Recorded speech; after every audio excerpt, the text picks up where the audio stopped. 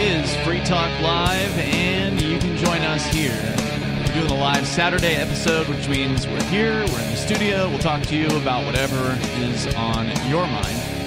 And you can dial us up at the number 603-283-6160. That's 603-283-6160. Joining you in the studio tonight, it's Ian. And the captain. So there's some economic news. It's pretty interesting, and I think is worthy of discussion. Specifically, what's happening on off the coasts of the United States, off the Pacific. I thought you were going to coast. say that Keynesianism sucks. That too. Okay. Yeah. And this isn't necessarily Keynesianism related. This is just the government cracking down, COVID crackdowns, destroying business, slowing things down, making people afraid to go back to work. As I understand it, the port thing is just a result still of the lockdowns. Well, they locked everybody down, they couldn't go to work, and they stopped all that stuff, and so a bunch of containers got backlogged. And now, they were already going to see record volume this year anyway with imports and stuff like that. So now, because of lockdowns, they're still playing catch up, and there's more coming in behind them. There's also empty ones that are traveling back and forth because it costs less to not move an empty container if it's not going to pick something, kind of a thing. And so there's empty containers being shipped back and forth. There's some weird stuff going on, and by the way, we were talking about the shipping containers briefly the other day, and the price of shipping a shipping container has gone up like 8x. It went from like $2,000 to go from, say, Hong Kong to New York City to $16,000. I wonder if all these like tiny home people or like preppers who bought the shipping containers can like turn around and sell them for a profit now. They might be able to. So we can talk about that. Plus, turns out the restaurants in the United States are still having a difficult time, especially, surprise, surprise, in the cities where they have the vaccine passports.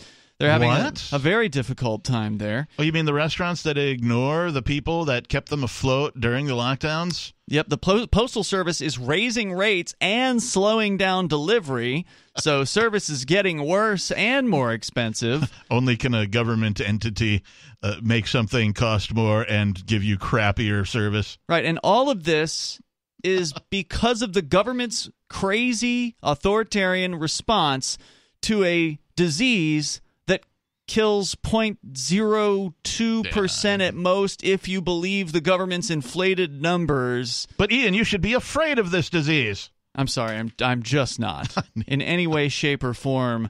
But let's get into the bit of this news here. So restaurants, this is from the Financial Post. After a brief glimpse of normalcy this summer, the fragile recovery in the U.S. restaurant industry is sputtering. Data and interviews with restaurateurs point to a deterioration in finances due to surging costs for everything from salmon to uniforms and labor shortages. A survey found that 51% of small restaurants in the country couldn't pay their rent in September. How many? 51%. Good Lord. Could not pay their rent. That's up from 40% of them in the month of July. And it isn't even that cold yet at this point. And you know what's going to happen when flu season kicks back into gear, right? You know what's going to happen. I don't want to think about it. They're going to do the Australia plan right here in the United States. They're going to do lockdowns. The restaurants that barely survived the first set of lockdowns in 2020, they're not going to get through the second set. A lot of them aren't going to make it. We talked about the previously on Free Talk Live. We talked about the digital, I don't remember what it's called, the digital driver's license that Utah is, I don't know, doing the beta on, right? So they're implementing this thing. And it is all of the things that you think it is, and it's horrible. It's basically the Chinese app, the social credit app. It's also your driver's license. It's also going to keep all sorts of weird information. We did a bit on it previously, but that is how they're going to roll it out, I think. They're going to wrap it into an app that's tied to your driver's license. There's already there's some other stuff in the news about driver's licenses and like how states are sort of backing off stuff to, where people lose their driver's licenses, because the driver's license in the United States is almost universally United States wide accepted as a valid form of ID by almost everyone, including like non-statists, right? Like, I got your driver's, okay, fine. You kind of got to have it, And so they're going to wrap all of that stuff into your digital driver's license. You mean like a vaccine passport? Vaccine passport, your social credit score, your criminal record, your credit, all that kind of stuff. It's all going to be rolled into that one thing, I believe. Unlike during most of 2020, today's struggles aren't visible with the naked eye. Customers are still flocking to eateries for the most part. Are they, though? Have you seen a busy restaurant in the last 6 months? Been to a couple of restaurants in the last 2 weeks, and don't include the Free Stater gatherings, because those are different. No, yeah, definitely not. So, chain style, right? I've been to a couple of them in the last couple of weeks, and I would joke with like the waiter or waitress or the server, the bartender, oh yeah, I like to, slip in when it's not too busy. And every one of them, oh, it hasn't been busy. I'm like, wow, really? It hasn't been busy? This is a chain restaurant, right? So they have support of like a large, well-known, I'm not going to name names and give them free press, but, for them to say, yeah, it really hasn't been busy. Bad sign. And like, everybody's masked off here in New Hampshire, as far as that's concerned. There's no more real social distancing. Except at the corporate places, they're still mandating. Some people voluntarily choose to wear them, and, no employer is really going to tell you, no, you can't. And that's fine, too. It should be a choice. All these things should be individual choice. Yeah, that would be the live free or die way. Yeah. So, They shut down a McDonald's here in Keene for a day because they didn't have enough staff. Wow. Yeah. Can you believe that? No, somebody told me they went through a drive-through somewhere in the middle of the day, at like, lunch-ish. Yep. And they were like, sorry, we're closed. And it was like on a Tuesday or something, you know?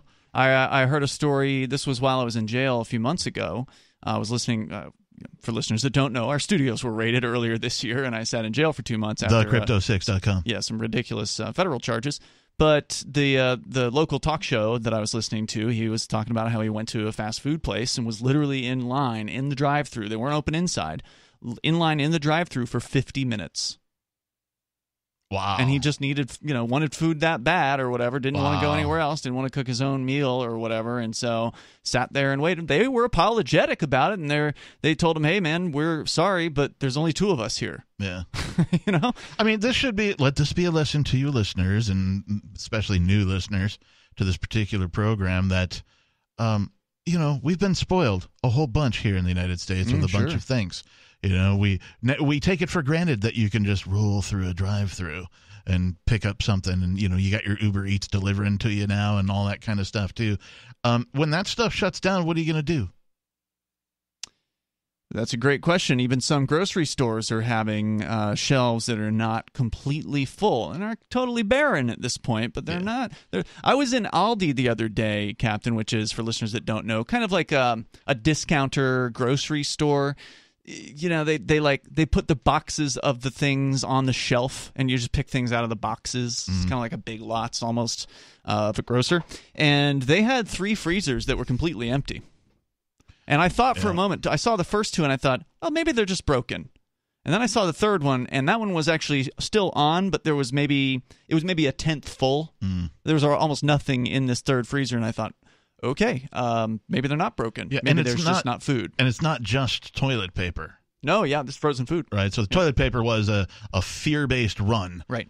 Whereas this is probably an indicator that the supply chain is about to break. Yeah, and that's another story I definitely want to cover here tonight. But just starting with the restaurants, they say customers are still flocking to eateries in the story. I don't know if I believe it. Maybe there's some parts of the country where they are more so than not. But for the most part, they say in spite of rising prices and lingering fears of the Delta coronavirus variant, but the anxiety over mounting expenses is palpable among restaurant owners from New York City to Nashville, Tennessee. Quote, you might see a restaurant that's doing well on a Friday night, but that doesn't tell the story of how they're doing. Probably not good, says a Washington, D.C. chef whose restaurants include Haikon and Daikaya. He says, for us personally, we haven't seen any sort of recovery. We're still underwater. The number here is 603-283-6160. Of course, some of them have been getting handouts from the government. Oh, yeah. And that's probably the only reason why a lot of them are even still, quote-unquote, in business. There's more coming up. If you're in the restaurant industry and you can comment, join us here. It's Free Talk Live.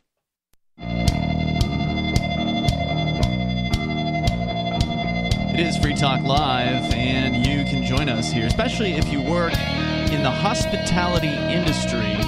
The number here is 603-283-6160. That's 603-283-6160. It's a subject that we've kind of been following on and off over the last couple of years, is the situation with restaurants after COVID crackdowns have happened. Because, look, COVID didn't kill the restaurants. Nope. There's people who get COVID survive it.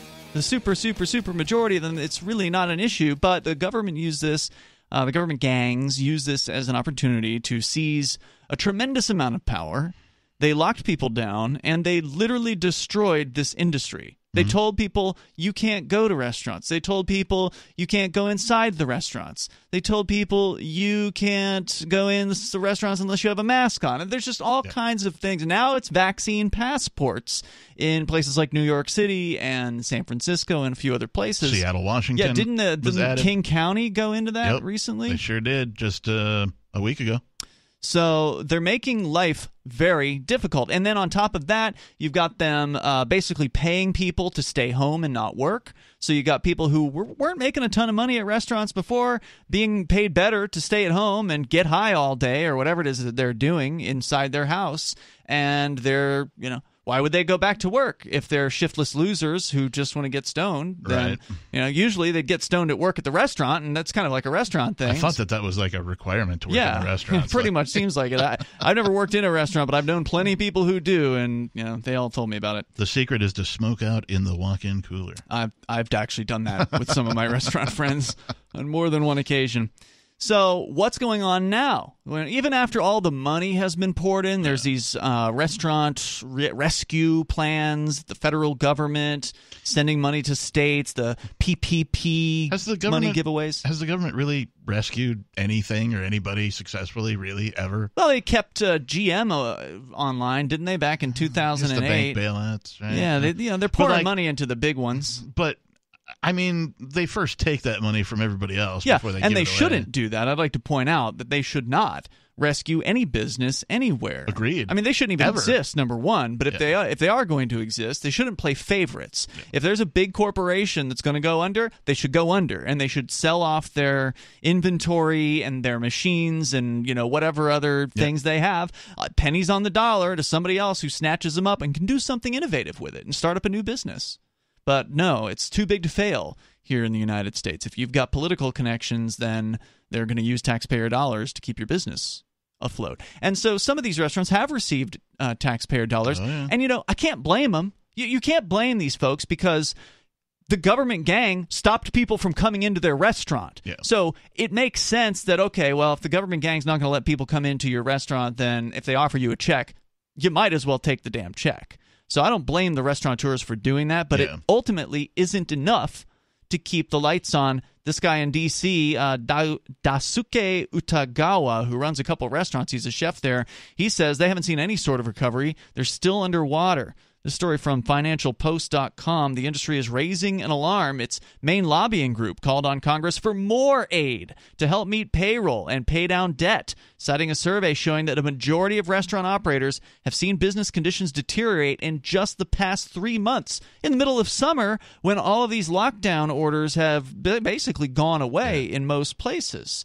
Well, and think about this, too. Restaurants should be one of the most resilient industries, period. Why? Because of demand. Everybody loves restaurants. Someone's always going to be hungry. It's a thing. It's a requirement of life. You must eat. Right? Sure, but if times are tight, if you are working or you just got cut off from the unemployment, gravy train, maybe you don't feel flush with cash.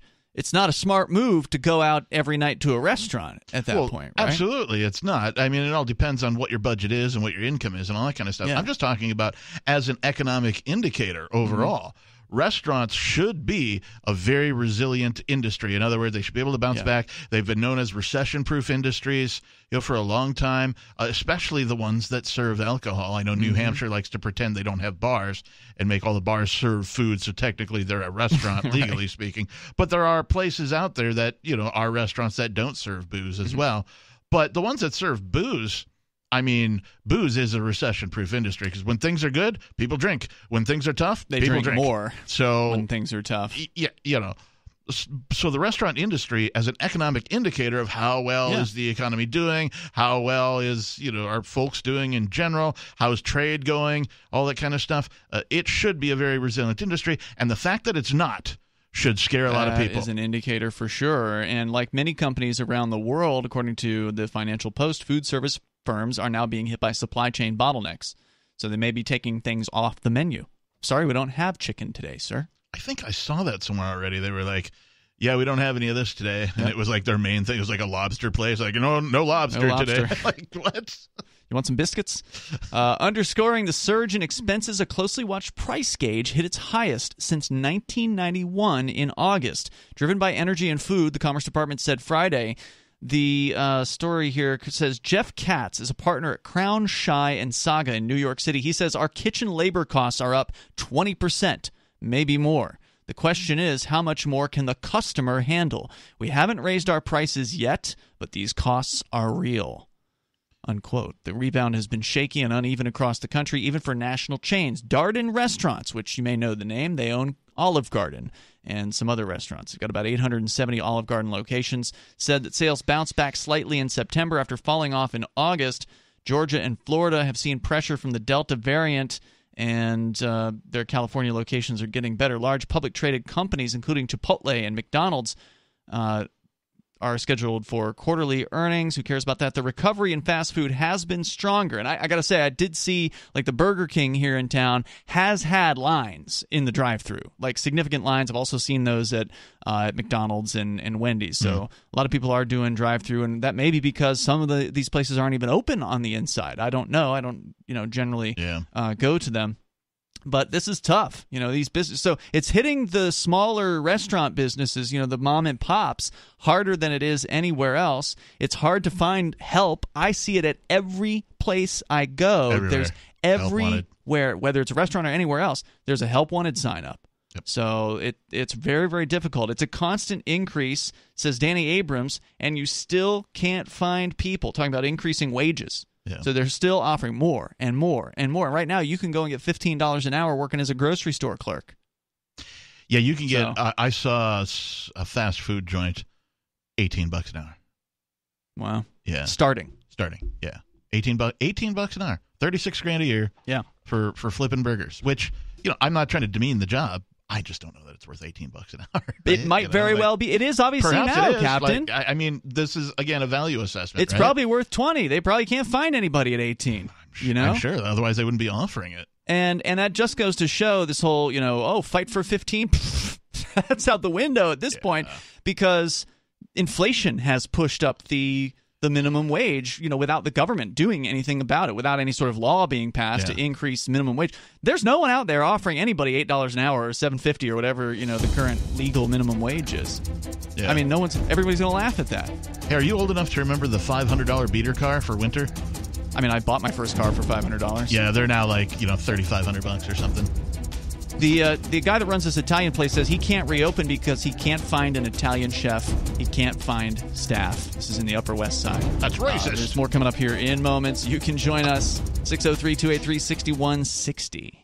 When Monster Hunter International discovers one of Isaac Newton's wardstones being auctioned off, they decide to steal it and use it to destroy the Chaos God once and for all. But a mysterious thief upends their plan, and it soon becomes a race against time as something much older and infinitely more evil awakens in the jungles of South America. Monster Hunter Bloodlines by New York Times bestselling author Larry Correia and Baen Books. Visit monsterhunternation.com for more.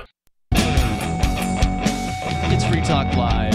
The number here is 603-283-6160. You can join us, especially if you are out there, you're working in the hospitality industry. Or maybe you did work in the hospitality industry and you refuse to go back. Let us know what's going on. The number is 603-283-6160. Here tonight, it's Ian.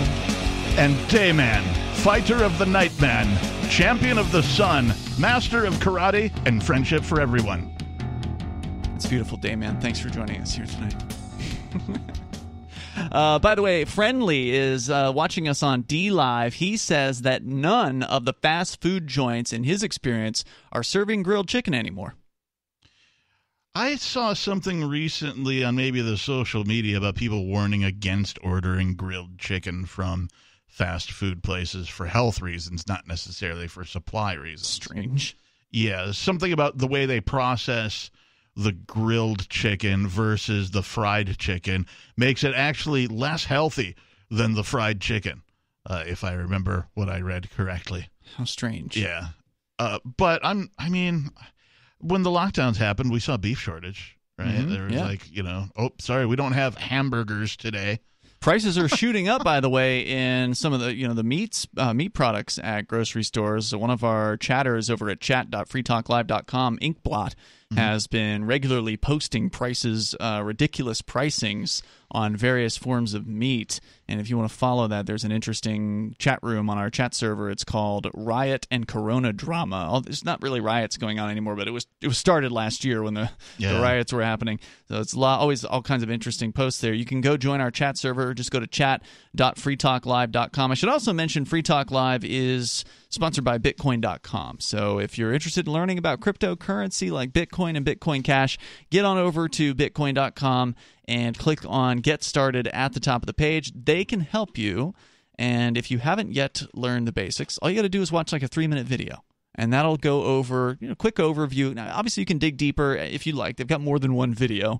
But if you just want the basics, get that first video in, digest that, and you'll learn about what makes cryptocurrencies like Bitcoin and Bitcoin Cash different and special and why this is such a world-changing technology. If you're not new to crypto and you want to get the latest headlines, head over to news.bitcoin.com. If we get the chance, we should talk about Mr. Gox coming up later on tonight, which is an amazing, hilarious story in the crypto world involving a hamster. Although, to be fair, the hamster is kind of a slave.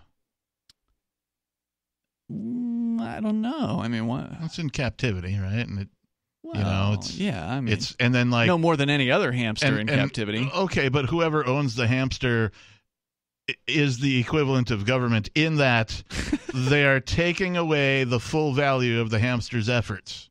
What if you open the door and the hamster doesn't want to leave? Is it then still a slave? Well, I mean, some slaves revere their chains. And how do you know that we haven't explained what you mean by the hamster's efforts. We should talk about this later because we're in the middle of restaurants, and these poor restaurateurs that are still in business are suffering. I mean, there's people just aren't coming through the doors. Staff isn't coming through the doors. They're not interested in either working or coming back to work. Some of these places haven't even reopened, and others, according to the story at the Financial Post or financialpost.com, 51% of small restaurants in the United States in a survey said they couldn't even pay their rent in September, and that's up from 40% in July. Now, that is a severe situation, especially going into the colder months where government, they're going to crack down. They're going to bring back restrictions. These people who think we're going back to normal, you're delusional. Yeah. Especially with the, I don't want to use the word progress, especially with the dystopian regress that we see in, Australia, for example. Yep. We see this time and time again. If you pay attention to global politics a little bit, you see that when something is rolled out in one country, it shows up in all the countries in some way, shape, form, or flavor. When it comes to the USA, it's usually in disguised. But with the China credit score thing that we're talking about, the social credit thing, right? Well, it's already kind of here. You just know it as what's it called, karma.com, creditkarma.com. Yeah, it's the same thing. It's it's your credit score, and then they combine it with a whole bunch of other stuff, scanning your social media. And do you like the government or not? You'll get a score on that too. Right. Heading into the winter with COVID-19 still spreading in parts of the U.S., some customers may be more wary to patronize indoor venues. But one of the biggest concerns on restaurateurs' minds today is the dearth of cooks and waiters, many of whom are unwilling to come back to the industry in spite of higher wages. Danny Abrams, owner of the Mermaid Inn restaurants in Manhattan, said he said it's a constant increase, and you still can't find people. He can't reopen. He can't find staff. Sit-down eateries are particularly hard hit, with employment still 500,000 jobs below pre-pandemic levels. Fewer staff and high turnover has hurt customer service, with clients complaining about inexperienced staff and wait times. I have to believe that the reluctance of people who maybe did work in food service, hospitality, to go back despite the higher wages and all that is because they know that the hospitality industry is where people generally take their anger out when they have, like some sort of they're having a bad issue. day? Yeah. They're having a bad day. It's really easy to get upset about, oh, you made my order wrong, or, oh, you didn't bring my towel, or whatever it is, right? If you're in a hotel or a restaurant or whatever, it's really easy. And this is where people bitch the most about customer service, is always the hospitality industry. And so I just wonder, because everybody's been like, since the lockdown, since the COVID, all the fear porn, all the division that people are worse than ever. That it's got to be worse than ever. I can't imagine having to listen to some of these people. They've had their crappy day and they're already in this crappy mood because of all this crap that we're being subjected to, and then they let it all out on some waiter, waitress, or they're hotel paranoid. person. They're afraid of COVID, but yet they're brave enough to go out, put a mask on, and they're looking around at everybody, and they're afraid somebody's going to cough on them or whatever, and then they freak out because somebody behind the counter doesn't have a mask on, and they throw a fit. They get all Karen and want to talk to the McManager, and I can't imagine. It's got to be tough, and I have heard this from some people in the restaurant. I'm so business. glad I don't work in hospitality. Many of these owners have raised menu prices because they had to. What else? And consumers are starting to notice. In fact, the local Jamaican place that I love to go to here in Keene, it's amazing. They have raised their prices, and she put a note up, right up there on front. Let people know. Yeah. Look, this is what's happened. This is why it's happening. I appreciate you continuing to come in here. Thanks for understanding. I saw one on the social media. It was like the price of chicken is going up because the price of chicken has increased. Something along those lines. Because money printer go brrr, that's one of the reasons. Almost 2/3 of customers say they're either ordering less or visiting restaurants less often due to price increases, according to an August survey by Blue Dot, a location-based software company. So one problem causes the next problem, which feeds into the next problem. Prices aren't going down. You're not going to see menu prices go down. Ever. Many restaurateurs nationwide, sales have remained brisk, they claim, since economy reopened and Americans, many of them vaccinated and flush with savings. I love how they say the economy reopened. Really? When was the announcement? When did they go, okay, everybody, the economy is reopened? Well, they did do that, actually, in various different states. The governors, loved patting themselves on the back for letting people go back to work. Anyway, back to the story here. Spending at quick and full service restaurants is up, they say, 7% compared with 2019, according to data from the Rewards Network. But the number of customers is down, meaning part of the gain in dollars is due to higher menu prices. So it's a bit of an illusion there that there's more spending. Just because you bring in more dollars doesn't necessarily mean you're making more profit. Yeah, it doesn't mean jack diddly if costs are up. Yeah. And if the dollars don't buy as much, then you don't take home. Even though you're taking home more dollars, they don't get you anything. The standard of living is going down. Yeah. As inflation happens, as they print more money out, which they're not going to slow that down either. No, they're not. Your standard of living will go down because if you're not getting constant raises to keep up with the inflation out there, you keep getting further and further behind the ball. Everything is costing more, said Andrew Carmelini. He's from the NoHo Hospitality. He's got restaurants in several cities. Says he raised his steak prices by 15% at his restaurant in Manhattan. Everything's costing more, he says, especially in the luxury food category. The customers are paying the price, he says. But some of them are just going to stay home. Yep. The higher the prices go. More coming up. Free Talk Live.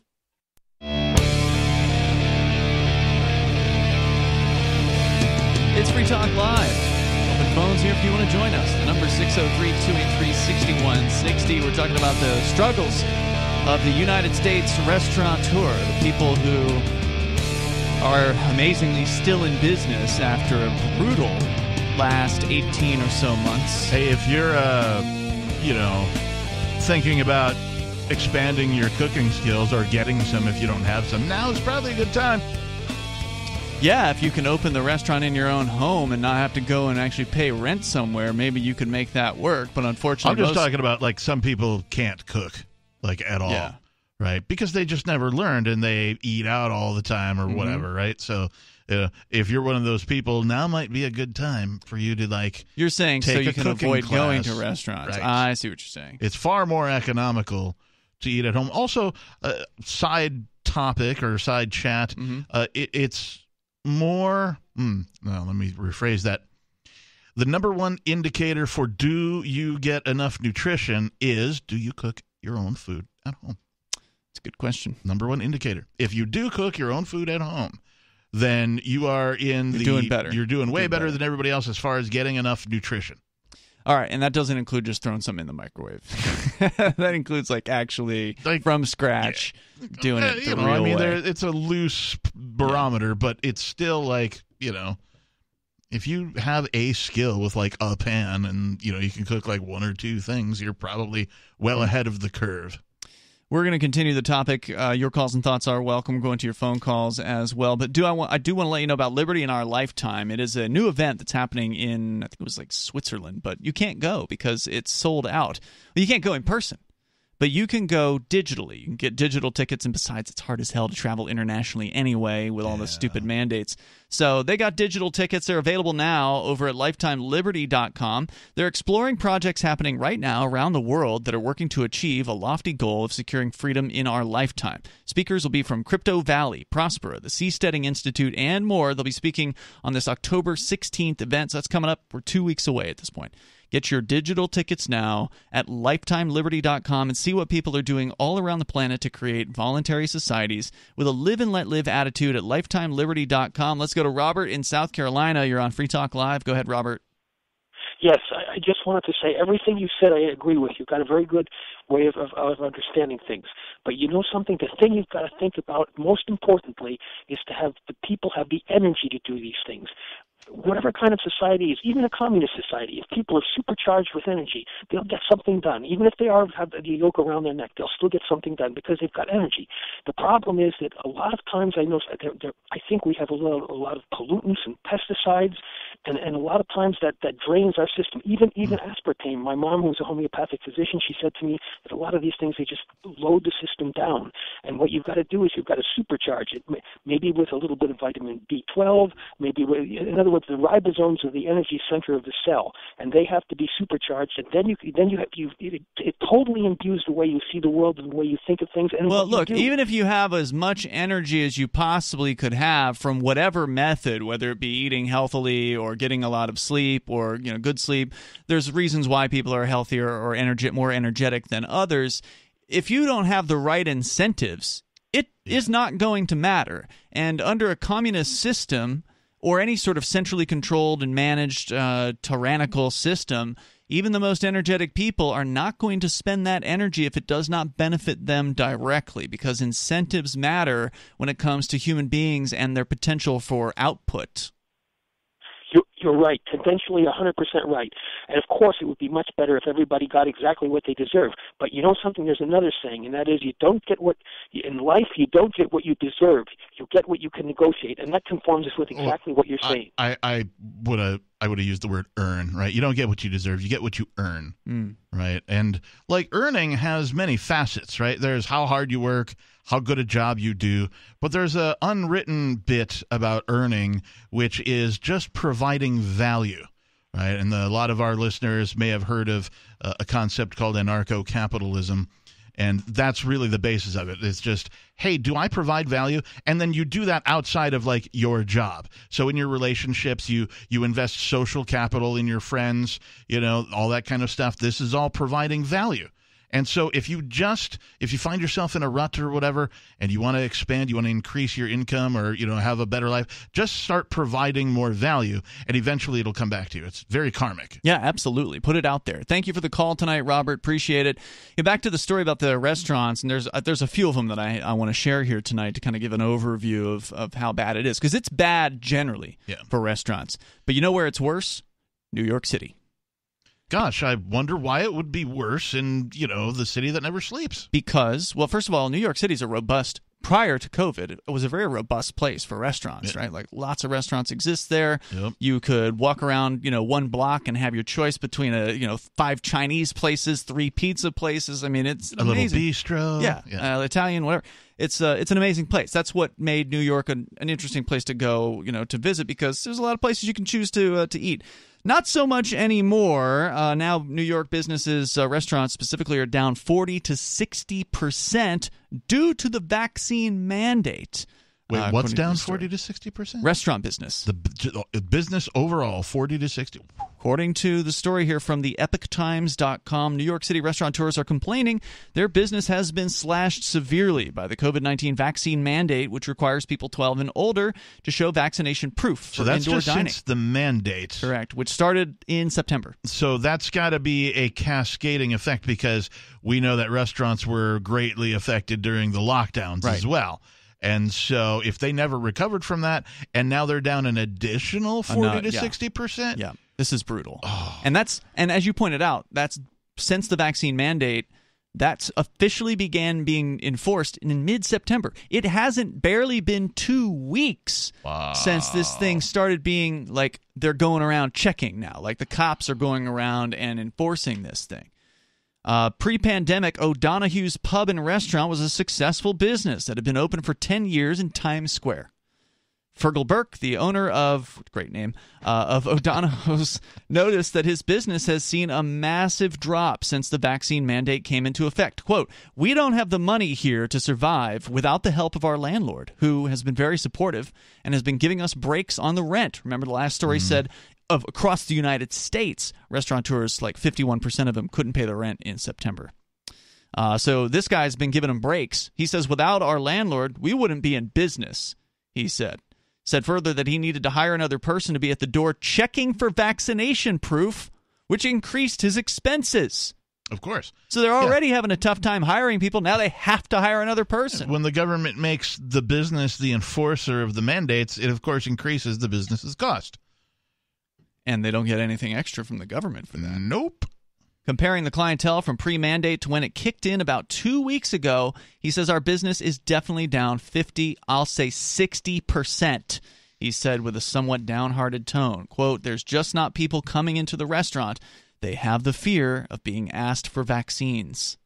I have several things that I think about, and I often do this. I think I've talked to you off air about this, Ian. Like, I'll have ideas, and then I'll just do nothing with them. Business ideas. Or I'll have, I'll start things and then just never finish them.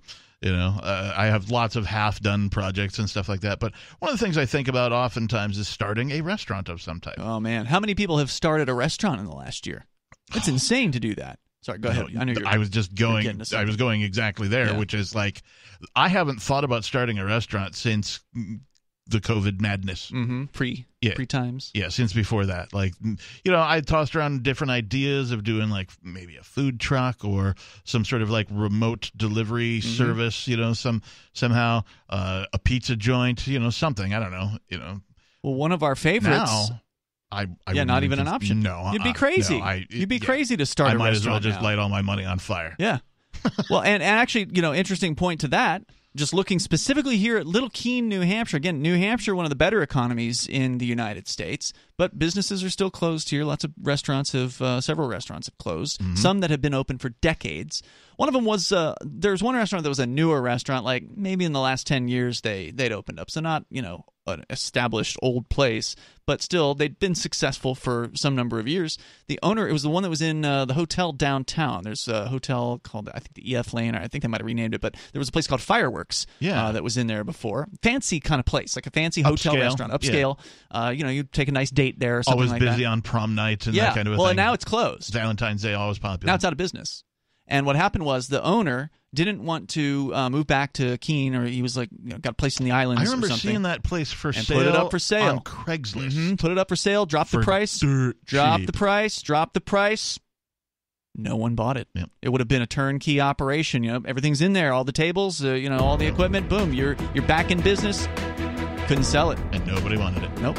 The number here is 603-283-6160. That's 603-283-6160. Now businesses, restaurants specifically in New York City, are seeing huge drop-offs in business in just the last 2 weeks after the vaccine mandate. And now they're killing themselves. Yeah. They're killing themselves by checking these people's vaccine cards. More coming up here in moments. It's Free Talk Live. This message is for you if you are a polyamorous person or you're in an open relationship and you are struggling with jealousy, loneliness, and communication problems. Hello, my name is Jeremy West, and I am a polyamory coach with degrees in psychology and communications and 5 years of experience with polyamory. And for a limited time, I'm teaching a free online class just for polyamorous people or people in open relationships where you will discover a new, simpler, and unique way to uncover the secret that experienced poly people know about jealousy that you must know too. Stop feeling lonely when your partner is out with another partner, and use the 4 key elements that will change the way you communicate forever.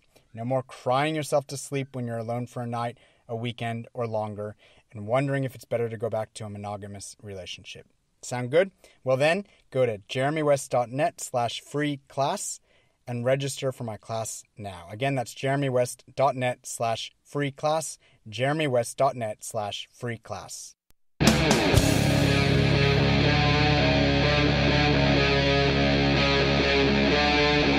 Free Talk Live. It's Free Talk Live. We're kicking off the second hour of the program. And as always, you are invited if you want to join us here. Coming up, we'll tell you about Mr. Gox. Who is he? He's a cryptocurrency trading hamster.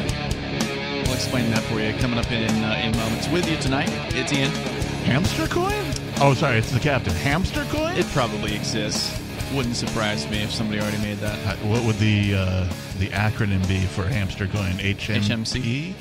HMC? I don't know. That probably already exists too. There's thousands of these things out there. So we've been talking about the difficult time that restaurants are having nationwide. That's what we covered earlier in the show, but now specifically focusing on New York City, where in just the last 2 weeks, restaurateurs have found their business drop by 40 to 60%, depending on who you talk to. It is brutal ever since the vaccine passport mandate. Any industry except the restaurant industry, I think, would fold. Why accept the rest? Why would they be better off than, say, a gym or something like that? I don't know. I might just be saying things to say them, but I feel like, if you're a retail outlet, I don't know, let's say textiles, right? You're I don't know, a jeans store. All you sell is jeans. And you suffer a 60% loss in business, like it's over. You can't take that for very long. Restaurants have been sort of enduring this. Yeah, but a lot of them have thing. only been enduring it because they've been getting money from the government. They've been getting a handout in order to keep their doors open. And so have other businesses too, to be fair, I guess. So a lot of folks have been filling out those forms to get the government cheese that come with a whole bunch of stipulations about what you can and can't do with that government cheese. And of course, if you violate those terms, then they're going to consider that a contract that you signed. Yeah, and a lot of good these handouts are doing when it's still not enough money to hire people, right? So you thought the handout was going to save your business? Okay, yeah, it might let you pay the rent, but if people aren't coming through the door to eat and if people aren't coming through the door to work, you don't have a business. Yeah, I just feel like restaurants are more resilient than other businesses. That's why I said, that bit about. But we'll see, because it used to be the old thing they would say about restaurants is most of them die in their first year, right? Like they don't even stick around for long at all. A surprising number of restaurants are started and then closed without ever making a profit, and yet a whole bunch of people get employed in the process. That's true. And those investors lose their money. Yeah, they do. Let's go to your calls and thoughts. Bad Slave is on the line in New Hampshire. You're on Free Talk Live, Bad Slave. Well, thank you for taking my call. Yes, sir. I just this belongs to these local governments, these mayors and governors, and they own this, every lock, stock, and barrel. I mean, we've had illness in the past. The different flu strains and colds and pneumonias, and I mean, people people survive that stuff. I mean, the fact that they ramped up the data to turn it into a so-called pandemic doesn't change the reality. Yeah. Of it wasn't that bad. It still isn't. And exactly. And so these are evil operators. Who's going to call them out? And we're calling them out every night here on Free Talk Live. A lot of good it does. 7 days a week. You know what I mean? You can call them out all you want, as long as people keep doing what they're told. As long as these restaurateurs keep enforcing these vaccine mandates that are killing their business, they're going to get what they deserve, which is they're going to go under. The only way out is mass disobedience, massive civil disobedience, and just disobeying the mandates, right? So if all of the restaurants in, say, New York City, or at least a large 10%, percent of them, 10%. 10, 15%, somewhere in there, if they all just didn't comply, this whole thing would go away, because they're not going to arrest all of these people. They're not going to put them all in jail. They're going to, of course, but they're going to make some examples. They're going to try. Mm-hmm. But the only way out of this is mass disobedience. But that's the thing. Only way. You're going under anyway. Yeah. Why don't you just open up your business and say, I know there were a few of them. I remember early on, and we should check and see if these guys are, what's happening to them. Because there were like a handful of businesses in New York City that were there were some headlines coming out, or at least some social media shares saying they're posting signs up saying, we will not check your status. So have they been fined? What's going on with them? I'm curious, because it would seem like these businesses that are getting pushback from customers, that's what the next paragraph here is in the story is about. Customers get angry when you tell them you're not allowed to come in here anymore. Yeah. If you open the door up and say, hey, you can come in, we don't care who you are, as long as you pay your bill, you can eat here, then a bunch of these customers who've been looking for somewhere to go, they're coming to you. Yeah. And then if the goon squad comes down on your restaurant, you can send out a Facebook or Twitter update or whatever to all your fans, and let them know, hey, this is happening. Those people are going to come down and they're going to back you up in that situation because they care about having you continue business. Now you're losing all of that that goodwill. Yeah. The people who are so cowardly that they have to wear a mask or whatever, these aren't the people you want on your side. They're going to throw you to the wolves the moment you don't agree with them on something. Anyway, Slave. More people need to be pointing those fingers. More people need to be calling this out, and the data every day we find out, that the data that they've been selling us has been, bad. Yeah, it's falsified. It's BS.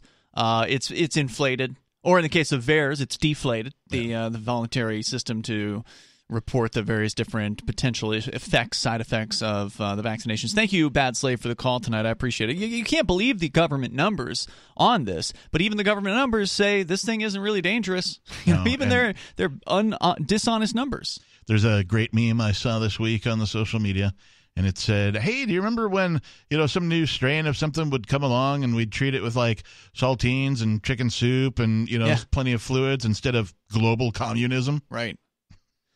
So back to the story here about New York restaurants suffering under the vaccine, New York City specifically, because it's not the state. It's just New York City with a mandate for vaccine passports. One of the folks here, Burke, he is Fergal Burke, the owner of O'Donoghue's in Manhattan, Times Square, says he's only open because his landlord's giving him a break. Sorry, Fergal Burke. What kind of a name is Fergal? I presume it is... is it F-E-R-G-L-E? F-E-R-G-A-L. G-A-L, okay. I presume it is... What is O'Donoghue's? That sounds like it's... Is it Burke? Does it have the useless E at the end? B-U-R-K-E? It is, yeah. Okay, yeah. It sounds like he is from Ireland or something, right? That's my guess. Fergal. Burke isn't... Yeah, go on to Fergal's. And his staff have had to refuse a lot of customers for not having the vaccine passports. Quote, they're being refused and they get a resentment against us. They don't get a resentment against Bill de Blasio or Biden or whoever is mandating us to check for this. It comes as a personal rejection, he said. How horrible is that? So not only do customers pay the price for these mandates, and not only do the restaurants pay the price for having to enforce these mandates in the way of hiring a person to check, that kind of a thing, or do it themselves and cost them time where they could be useful elsewhere in their business. But it's also costing in this way as well. But here's the thing. A lot of these people probably understand that Bill de Blasio, the mayor of the city, is to blame for this.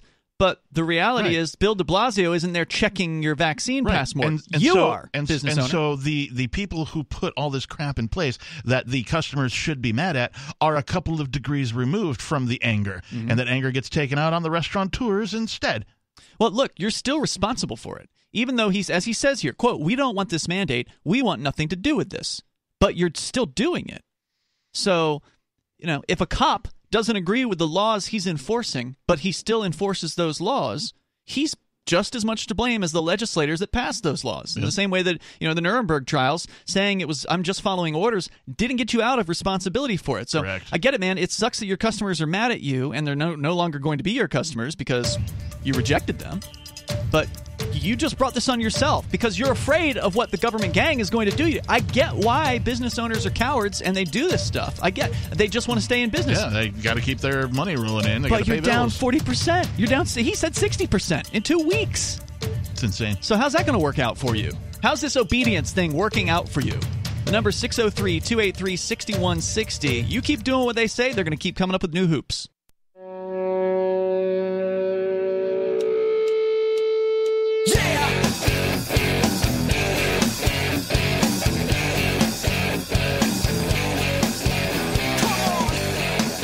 This is Free Talk Live, and of course, you can bring up what you want here. The number is 603-283-6160. With you in the studio, it's Ian. And the Lord Reverend Dr. Captain Kickass is also here. Want to make sure you know about Intercoin. They can help any business or organization launch their own currency or raise money using their own token. Now, Intercoin.org has launched worldwide. So is there a token that you want to launch or an app that you want to build for your community? Go to Intercoin.org. Enter your email, and the team will get in touch and learn about your needs. And while you're there, if you want, you can get some of the Intercoin investor tokens for yourself. Head over to intercoin.org. I wonder if there's a token. Like TOKIN apostrophe. Oh, token. Yeah. You know what I mean? Maybe they haven't thought of that one yet, Captain. I wonder if I can get with Intercoin and launch that. Check it out over at intercoin.org as we continue here talking about the dire straits of restaurants in New York City specifically. And I imagine there's probably similar stories coming out of San Francisco and elsewhere as far as these vaccine passports. Well, San Francisco's pretty obedient. Probably everybody loves the vaccine passport there. But in New York City, business is down 60%, according to one guy running a restaurant, a pub and restaurant in Times Square. He said he's seen a massive drop-off in just the last 2 weeks since the vaccine passport thing went into effect. And there's more here from this. If you want to join us, again, the number is 603-283-6160, especially if you work in the restaurant business and you can speak to what's it like out there right now? How difficult is it to make it work in the restaurant business? It doesn't seem easy, especially when it's hard to find help and the customers are dropping off as the prices are going up because meat is not getting cheaper and other items are not getting cheaper at the store. The guy here they're interviewing, his name is Fergal Berg. He runs O'Donoghue's Pub and Restaurant, saying that his customers are taking it out on them. They're the ones enforcing, his employees have to enforce the stupid vaccine mandate, or he's decided they have to because he's afraid of the government gang. And so as a result, customers are saying goodbye. They're not coming back. They're leaving. They're pissed. And they don't want to have to deal with this. When you force your customers to do something they don't want to do, they no longer are your customers? Yeah. Weird. It's strange how that happens. And he makes an interesting point here. He says, how is that fair in New York City that the trains are jammed with people with a silly mask on and they're not being mandated to show nothing? And yet they're coming against the heart of the city. We're the ones that are trying to keep 20 people employed here.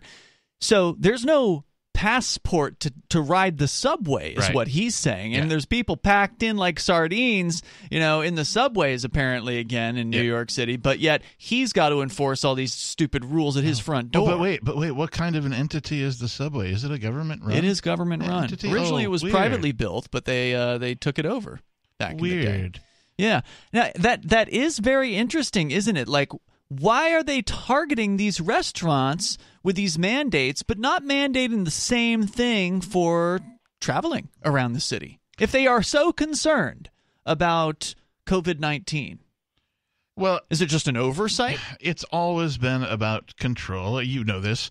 If it wasn't, then like even in places like not New York, where they have businesses where now you have to show either a negative test within 72 hours of like going to a concert or your proof of vaccination. Well, if it was really about safety, we know that unvaccinated people who've had the COVID and gotten over it will have antibodies. We know that vaccinated people will have antibodies. And so the test, in theory, if it was about safety, that everybody should have to take and pass is, do you have the antibodies? Because vaccinated people still get it. Correct. Yeah. And so a lot of them, that apparently would make a lot more sense.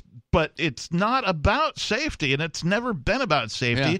It's been about control the entire time, and it's going to continue to be about control because they see it working in other places. But here's the question, though. Obviously, it's about control, right? I get that.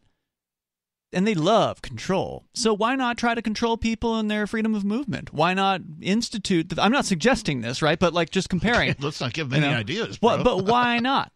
Maybe it's because they can't find the people to enforce it either.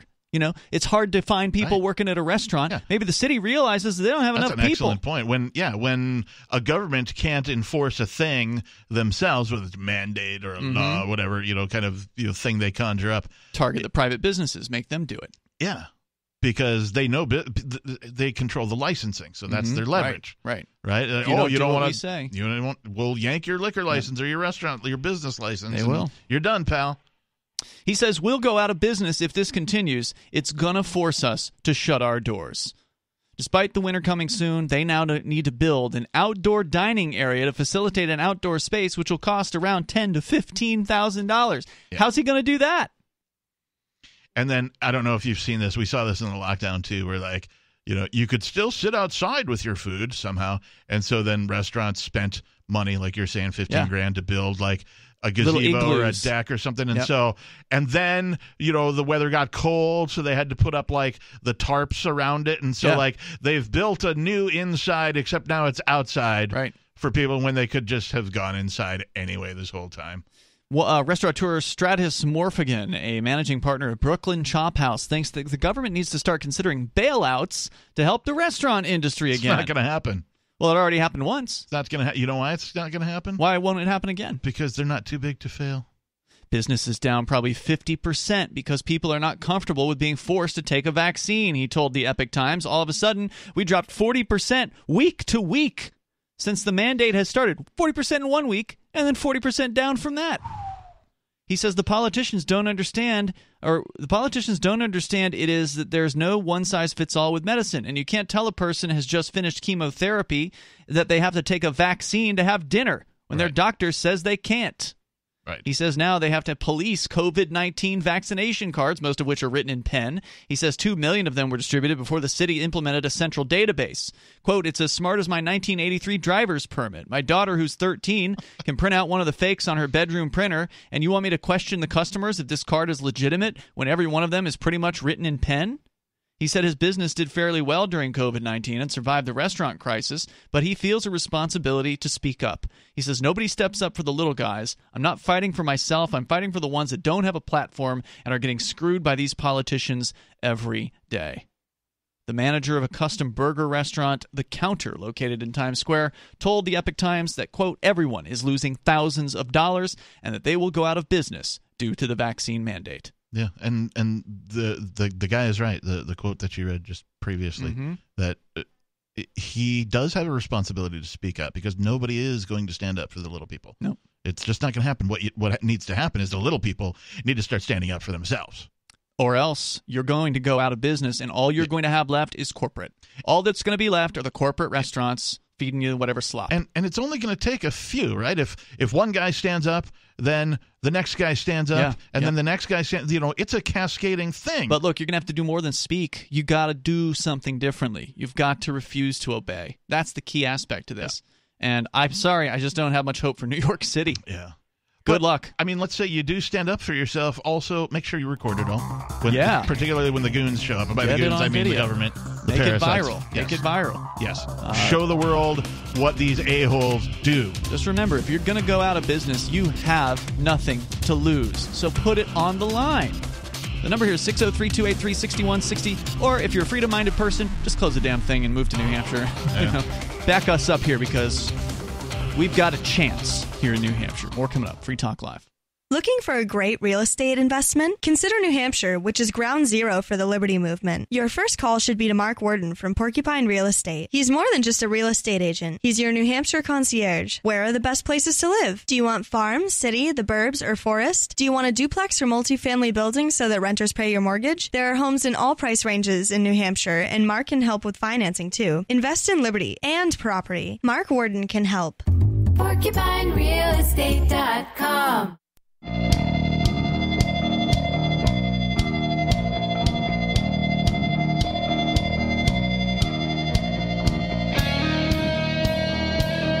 This is Free Talk Live, and you can join us here if you want. The number is 603-283-6160. That's 603-283-6160. Coming up, the crypto trading hamster. We'll tell you about him. Mr. Gox is his name. With you in the studio tonight, it's Ian. And the captain. I guarantee Mr. Gox has probably done better than you at, like, percentage-wise. Maybe. I don't pay close attention. I mean, not you specifically. I don't do trading. The listeners out there, right? Like if you want to do some trading. Not even allowed to touch cryptocurrency under my current bail conditions. If you want to do some trading, listeners out there, it might behoove you to follow Mr. Gox. Mr. Gox and trade the way he trades. Well, we'll explain how he trades coming up here in a bit. It's Ian and the captain in the studio. The number is 603-283-6160. And I want to say thanks to Libertariat, who is a Free Talk Live Platinum Amplifier. Libertariat contributing at least $25 a month to the AMP program. Thank you for that. You can go to amp.freetalklive.com, learn more about AMP, and unfortunately right now, credit card, debit card amps are broken. So some of our amplifiers have been getting error messages, and I'm sorry, it's not your fault, it's our fault. So technically it's the banking system's fault because they suck. And credit cards and debit cards are always going to be part of that system. So we're doing what we can to figure out some sort of new options in the background for now. PayPal is still functioning, so if you want to sign up under PayPal, you can. Would you do crypto? I can't do crypto under my bail conditions, unfortunately. No, okay. Can somebody be hired to implement that as a payment method? It's already been implemented. We've had Bitcoin as a payment method for some number of years now. Almost no one ever uses it because most people don't want to spend their Bitcoin. Okay. But it was very expensive to actually implement that, and it probably wasn't really worth doing, honestly. But there it is over at amp.freetalklive.com. Changes are coming soon to the AMP program. I'm not really sure what they're going to be yet, but I'm tossing around some ideas. So we'll let you know when that happens. I would say for now, if you're a current amplifier and you're getting error messages, just chill out. And wait and see what happens. You can sign up with PayPal, but like I said, there's going to be some changes coming. So I would say just hold off, give it a few weeks until I figure something out. I've got all kinds of things going on, like unfortunately this is not my priority. I learned during the jailing of the Crypto 6 when y'all were kidnapped by the tyrants that it is difficult to be Ian Freeman. Yeah, there's a lot going on. I spent a few hours today at a protest rally, freedom rally in Concord with hundreds of people. Very well-attended event. I would say at least several hundred people. Nice. Carla Garrick wanted to call it 2,000. I'm like, nah, I don't think so. The whole area in front of the State House wasn't completely packed. Yeah. I think then you're dealing with thousands, but definitely was a large protest. Like That's pretty big for New Hampshire. Yeah, if you can get 400 or 500 people out at anything in New Hampshire, you're doing really well. So it was a very, very good protest. They actually did, I would say it was more of a march. They did a march around the streets. Was there a specific purpose, or was this just like... Just a freedom rally. Just to, hey, screw you, government, speakers, you suck. They had music, they had speakers. Okay. My one critique of the rally was that why are you chanting USA? After all of what these federal goons have done to people find it difficult to remove nostalgia. They really do, because they really do. As what we were doing there, Bonnie was with me, Alu Axelman from Liberty Block. We were all handing out flyers. We flyered that crowd thick. Like we penetrated that crowd. NHExit.us? Well, not specifically that, but for the New Hampshire Independence as a concept. The Foundation for New Hampshire Independence has a great flyer that I've been giving out for years. There's some of them had some NHExit stickers on them, but probably that was like 10% of them. Okay. But anyway, just getting the idea out about New Hampshire declaring independence from the United States. And from the responses we got from people, it was all positive. And now I didn't have a chance to really do much of my polling that I was doing because there was so many people there. I just wanted to get the flyers out. Right, yeah. But of the people we talked to and of those people who kind of looked at the flyer and, you get their first reaction, whether they're smiling or they say something nice, almost all positive comments. No one said anything negative. No one said, oh, this is a terrible idea, or threw the flyer back at me or anything like that. So it went very well, but yet then they're chanting USA, later on and then singing the national anthem. It's like, no. No.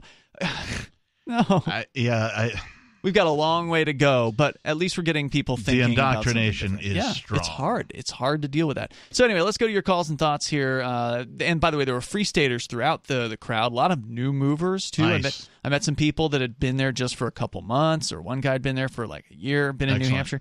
Jesse's in Virginia, and he called in the other night to announce he's planning on moving up here. Go ahead, Jesse. You're back. Hey, Ian. Can you all hear me? Yeah, Yep. Loud and clear. Go ahead. Hey, so I don't know if you remember where I was trying to kind of continue with my story, but yeah, I've been working at this car dealership for 5 years, working close to 60 hours a week, and I was a technician there, then started selling cars, and somehow in this messed up economy, I was able to sell a good number of cars, made some good money, but now we're not even getting like any inventory. There's no new cars at the dealership. Normally we have about 200, but there's really nothing coming in. Yeah. And how much of this is because of the chip shortage? I have a friend of mine on the West Coast who works in the automotive industry who says the same thing, but his opinion is that he's not seeing new inventory because of the chip shortage. Yeah, that's definitely a big part of it too. It's that, and then also, because there was a fire at this company where they make most of the microprocessors. Mm-hmm. And on top of that, you have governments around the world shutting down, production and lockdowns and all that other great stuff. But that's frustrating. Yeah, so I'm looking. Yeah, how can you sell things if there's not an inventory to sell? If you're the greatest salesman in the world, you still got to have a product. Damn. Right. I was able to.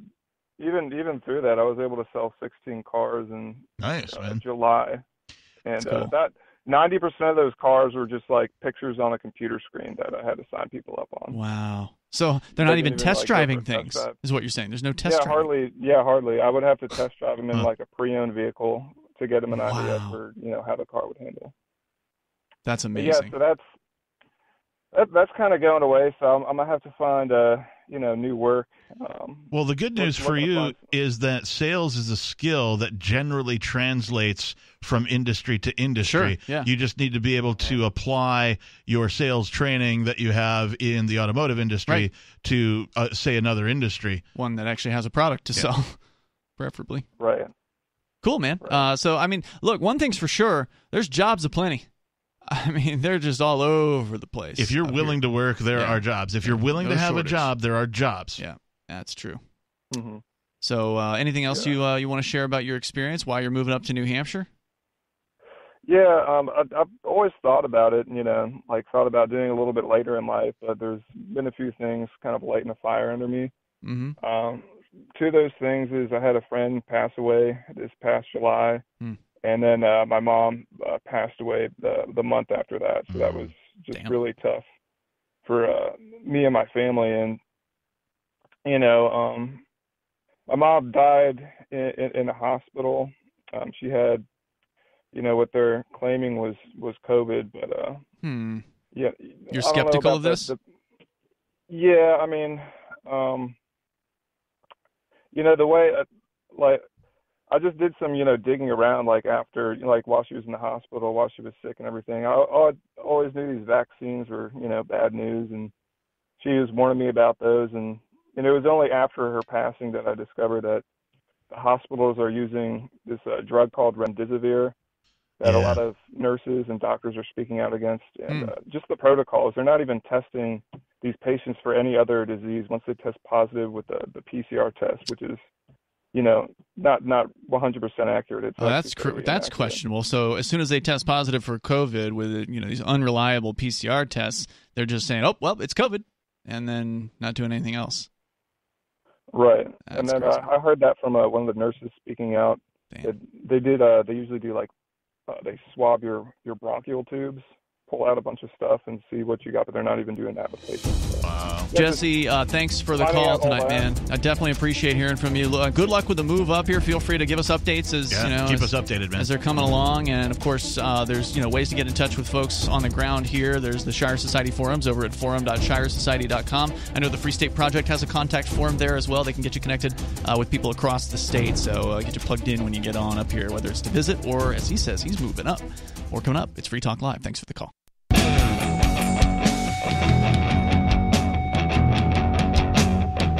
Hey, it's Free Talk Live. You can join us here. The number 603-283-6160. That's 603-283-6160. Of course, you can bring up whatever is on your mind. With you in the studio tonight, it's Ian. And the captain. We've been talking a lot about the restaurant business and how they are suffering right now. And they've been suffering in various different ways for the last 18 months, but things have not gotten better. They've been bailed out. The government gang in D.C. has cut checks to restaurants. They're demanding more. They're asking for more now because they can't find staff. And their customers are bailing on them because the prices are getting too high, because, prices are going up, because inflation, because the government gang is printing out money with no plans to slow that down. So, expect food prices to continue to go up. And it's rather horrific that society is in a conditioned state where when things start going awry for their business, even if it's government caused, that the first thing that they think, or not the first, but one of the things on their list of hey, let's beg government for more money for handouts. Mm-hmm. That shouldn't even be a thing. Right? It shouldn't. It should people should not even think that is an option. It shouldn't be an option, nor should you think that it's an option, because when you do accept something like that from an entity known as government, strings attached. There's strings attached, and what you're really doing is you're stealing money from other people before it's given to you. Now, you're not doing the stealing directly. The agency, the organization known as government, is doing the stealing for you, and then they're turning around and giving some of it to you, whether it's via taxation or whether it's by printing more money and devaluing the current. Well, and as we've seen, it hasn't actually helped. Okay, maybe it helped keep your doors open, but it hasn't gotten you new employees. It hasn't gotten more customers through the door. And so ultimately, it's just delaying the inevitable. Yeah. As long as you aren't free to, make decisions about your business the way you used to, which is to say decide who comes in and, what your prices, all these things. You can't do that stuff. So another handout's not going to fix this. If I were some sort of an evil person with a grand master plan, and I wanted to devise some way to sort of kill the restaurant industry, this is how I'd do it. Yeah, that's what's happening. And it's even worse in New York City. We just finished up a story about New York City restaurateurs they're literally about to go out of business in less than 2 weeks. They've dropped by 50%. And since 2 weeks ago is when this vaccine passport went into place, and the business has dropped off a cliff because there's a bunch of people who aren't willing to get the vaccine the vaccine at all, and now they can't eat out.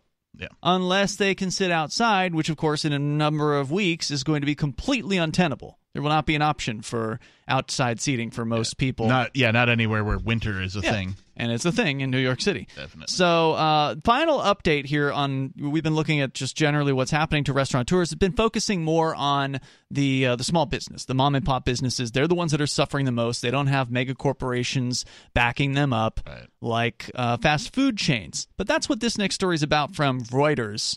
And it says here, as New York, San Francisco, and a few other U.S. cities and counties require restaurants check proof of COVID-19 vaccination to dine indoors, some fast food chains are simply closing their seating areas altogether, even if the move may dent their sales. Well, why is that?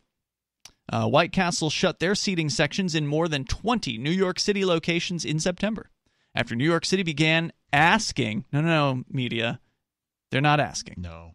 They're telling people they have to show that proof. Frustrates me so much with the media. They always say the government is asking. No, the government never asks. They don't. Never. That's not their... Because if they asked, you would have an option to say, nope. That's not in the whole definition of to govern, right? They don't ask nice. Word. They threaten. And if you don't do what they say, they hurt you. So they are asking, or again, forcing people to show vaccine mandates or vaccine passports. By eliminating dine-in options, restaurants are forced to rely entirely on carry-out, drive-through, and delivery orders, which are generally more profitable. That also means they can eliminate costly labor required to clean the seating areas and check customers' proof of vaccination, and perhaps have an extra employee work the kitchen or counter instead. As we were just reading in the story about New York City, these restaurants now have to have an extra person up front just to be their doorman. Right. To check. I mean, they're already suffering, and they already can't find people to work. Now they need a new person. Yep. Just stand there and do absolutely nothing except this government-mandated task. Because government said so. White Castle Chief Operations Officer Jeff Carper said the chain was able to redeploy some labor to focus on drive-through, delivery, and pickup. Taco Bell, which is owned by Yum Brands, which last I checked was a PepsiCo corporation, said they're encouraging customers to place online orders, adding that, quote, our restaurants comply with federal, state, and local regulations and guidelines to keep our team members and customers safe, because all mega corporate government obedient companies are like this. They are doing the government's bidding, and they will continue to do the government's bidding because that's their deal. That's what it's like to be a corporation. You sign up for corporate protection, you become a part of the government. You become protected by them. That's what corporate veils are supposed to do, protect people from liability. Well, guess what? You also have to do everything they say. Yeah. I love the I don't love, but I actually dislike the people who rail against corporations. Well, corporations are a government creation. Yep. They don't rail against the government corporations. No, of course not. Because remember, your city government is called a municipal what? Corporation. That's right. Mm-hmm. That's right. Yep. And so, if they were consistent in railing against corporations, they would, of course, include government. The worst. Yeah. The worst corporations, because they're monopolies. The corporations that created the corporations that they're railing against. Correct. And once you become a corporation, as you said, you have to subscribe to their rules. Otherwise, you go out of business. The rest of the story is just blah, blah, blah from these corporate mouthpieces about how obedient they are. But the reality is, this is a smart move for them, right? To close the indoor restaurant area. If I were in a restaurant and that was the case, I would do the same thing. Right? Yeah. Because that's the path of least resistance. You can't afford to hire another person. Nope. And you can't afford to let people in your doors and sit down inside. So lock the doors, do drive-through only, do delivery only. Yeah. Bob's your uncle. Yeah, because, if people are inside your restaurant, guess what? Well, now the inspector gets to come in. The police get to come in. Whoever it is, New York City's got somebody enforcing this. I don't know if it's the health inspector or the police department or both. But somebody is going around. That's what started. And so they quote-unquote implemented this in mid-August, but then they were going to begin enforcing it in mid-September, these vaccine passports. Yep. Now, they said during week number 1, okay, yeah, we're going around and checking, but we're not writing tickets. So they're giving, bad boy, you aren't doing what we say. You better start doing what we say. Shame, or else. But who wants their customer to have to deal with that? Now, certainly many of the most obedient pro-vaccine people, they're going to be happy to pull out their vaccine passports. Yeah. But what if you are allowing customers in? There was an interesting video I saw. Dan Dix, he's a Liberty guy from, I think, like Vancouver or something like that. Yeah, I'm familiar with him. And I just happened to catch this on social media. Him and his wife went into a restaurant in whatever Canadian city. And, of course, Canadian cities are vaccine mandate crazy. The whole provinces are. It's a bad scene up there. Yep. And the business owner said, I need to see your vaccine passport. Papers, please. And they took an interesting approach. Rather than what you might have seen on some videos online where somebody makes a scene like, how dare you ask me for my vaccine passport? How you've seen this stuff, right? Yeah. They took a different approach. They said, hey, we don't have one.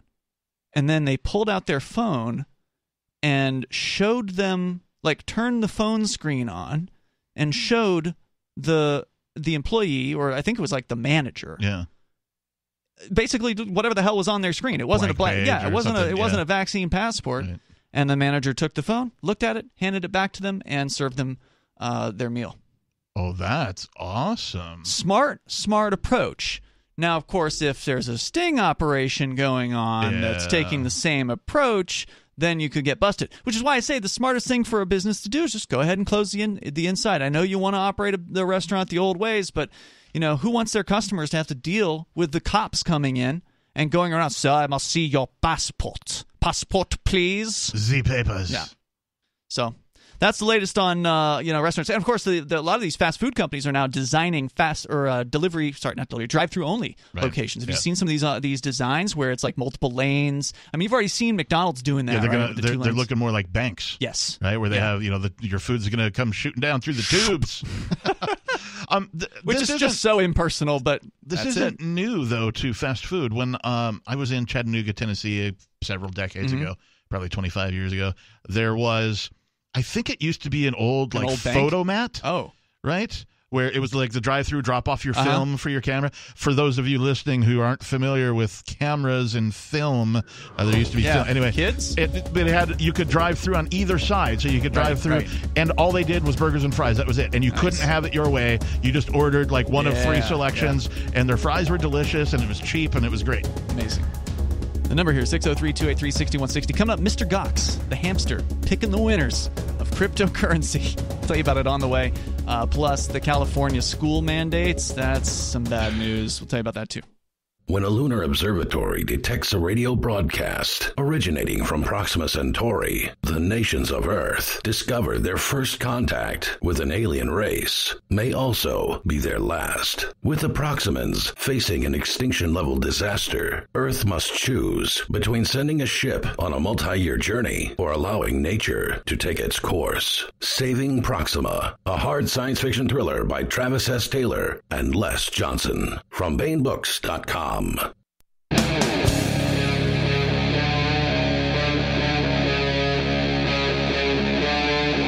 Free Talk Live. It's Free Talk Live. You can bring up what you want. We're kicking off the third hour of the program here. With you in the studio tonight, it is Ian. And the captain. Live Saturday episode, by the way. You can, of course, join us. The number 603-283-6160. That's 603-283-6160. We're going to move on from the restaurant conversation, but topic's always open, so if you're in the industry, feel free to give us a call, and whether you're an owner or you're a manager or just work in the bar or waiter or whatever, waitress. The tables have turned. Server, I guess, is the politically correct term now for that. That's my segue to how to not talk about restaurants anymore. Anyway, you can call in about whatever you want. 603-283-6160. We're going to talk about Mr. Gox. No, not Mount Gox, the original Bitcoin exchange that went bad and stole people's money, or I don't know what exactly happened there. Something bad happened with Mount Gox.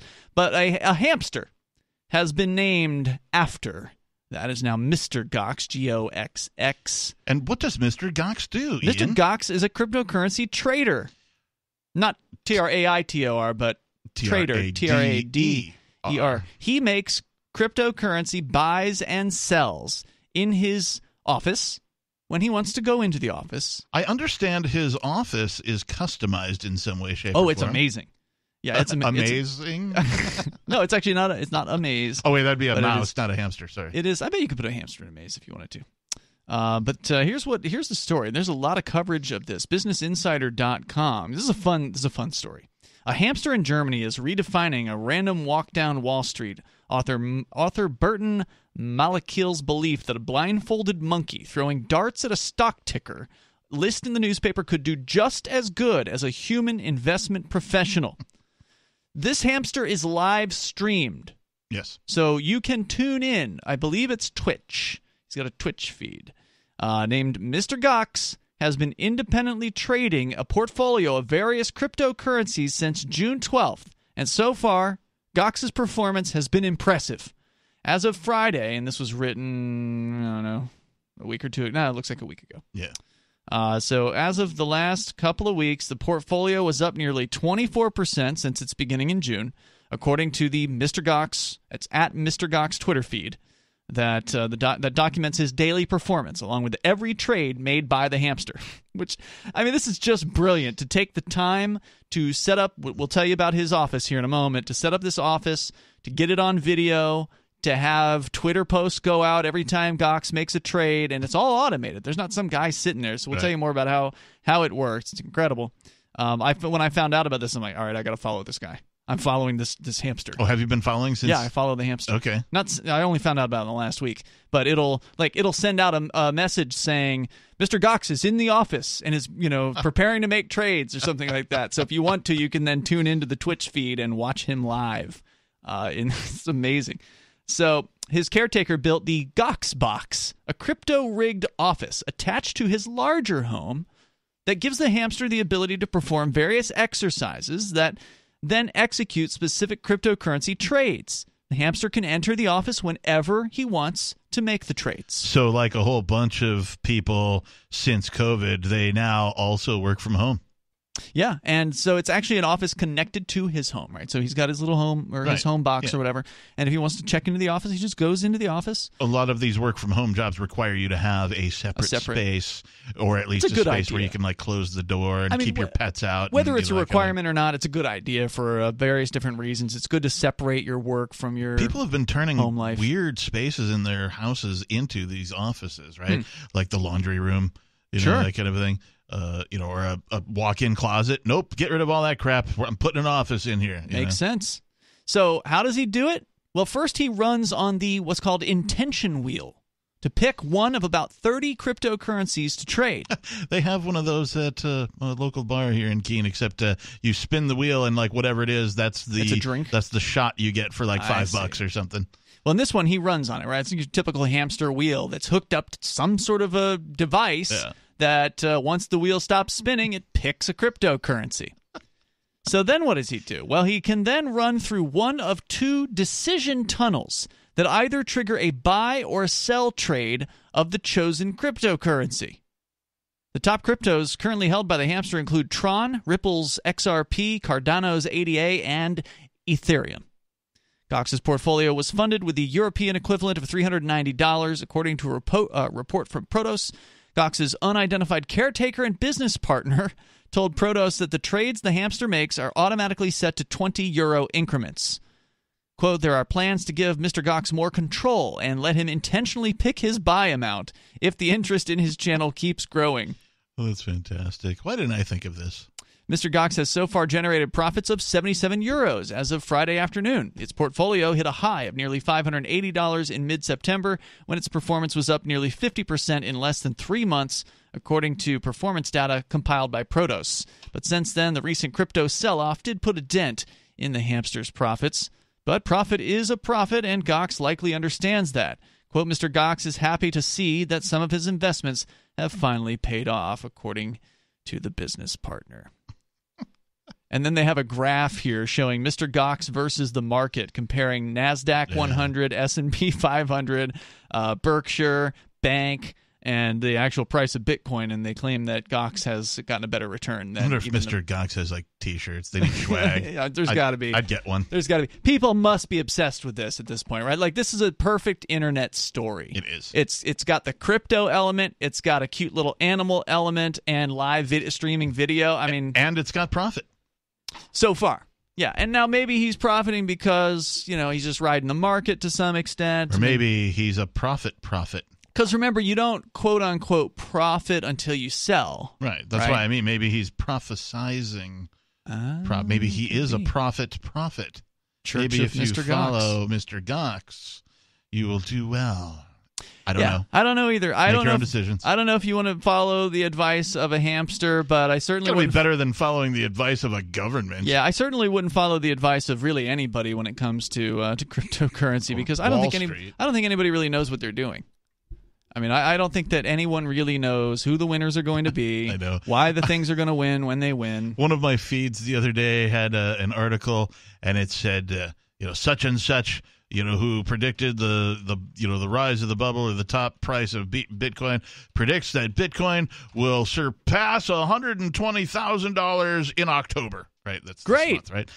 And then the article right beneath it said, this guy who's been in cryptocurrency for the last decade predicts a continuing dip in Bitcoin. It's going to go down to like 25 grand or something. And I'm like, okay, now I know neither of these guys are worth listening to. There's so many stories every day. If you look at like the crypto news sites out there, there's always stories about, oh, well, there's this Golden Cross thing that predicts that the Bitcoin price is going to go up based on blah, blah, blah. Oh, somebody looked at this pattern over here, and this pattern said, it's like these people don't know what they're talking about. How can anybody take this seriously? It comes back to practical application for me. That's the reason I got Bitcoin. I got into because it was designed to be person to person, peer-to-peer electronic cash. And I got into Ethereum because I read the white paper and I thought, wow, it had a better use case. Right, online programming. Yeah, a thing in the sky that anybody could program. Yeah. Right, smart contracts and all, which is really dumb programs, but whatever. Yeah. It could do, there were use cases for it. I could wrap my brain around different use cases. Oh, when these criteria are met, then this happens automatically, right? So you could program these things. Imagine inheritance automated. Right, Ethereum can make that happen through a series of smart contracts. Right, an obituary is posted. All right, well that triggers these things to happen, and then Bob gets his 10,000 from his dad's inheritance or whatever it is. Right. Yeah, I mean, I agree with you. There's got to be a reason to get into a cryptocurrency. It's something that you should understand yourself to some extent and not just rely on the rest somebody of the else. market is all speculation, though, is really my point, right? So I don't know. Call me conservative when it comes to investments and stuff like that, but I don't really play the stock market. But if I did, I would be investing in things like toilet paper, consumables, right?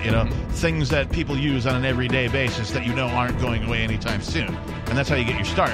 Then you get a little more risky once you start making money. All right, the number here, if you want to join us, whether you want to talk about crypto or whatever is on your mind. By the way, Mr. Gox is currently in the office right now. 603-283-6160. You can join us. It's Free Talk Live.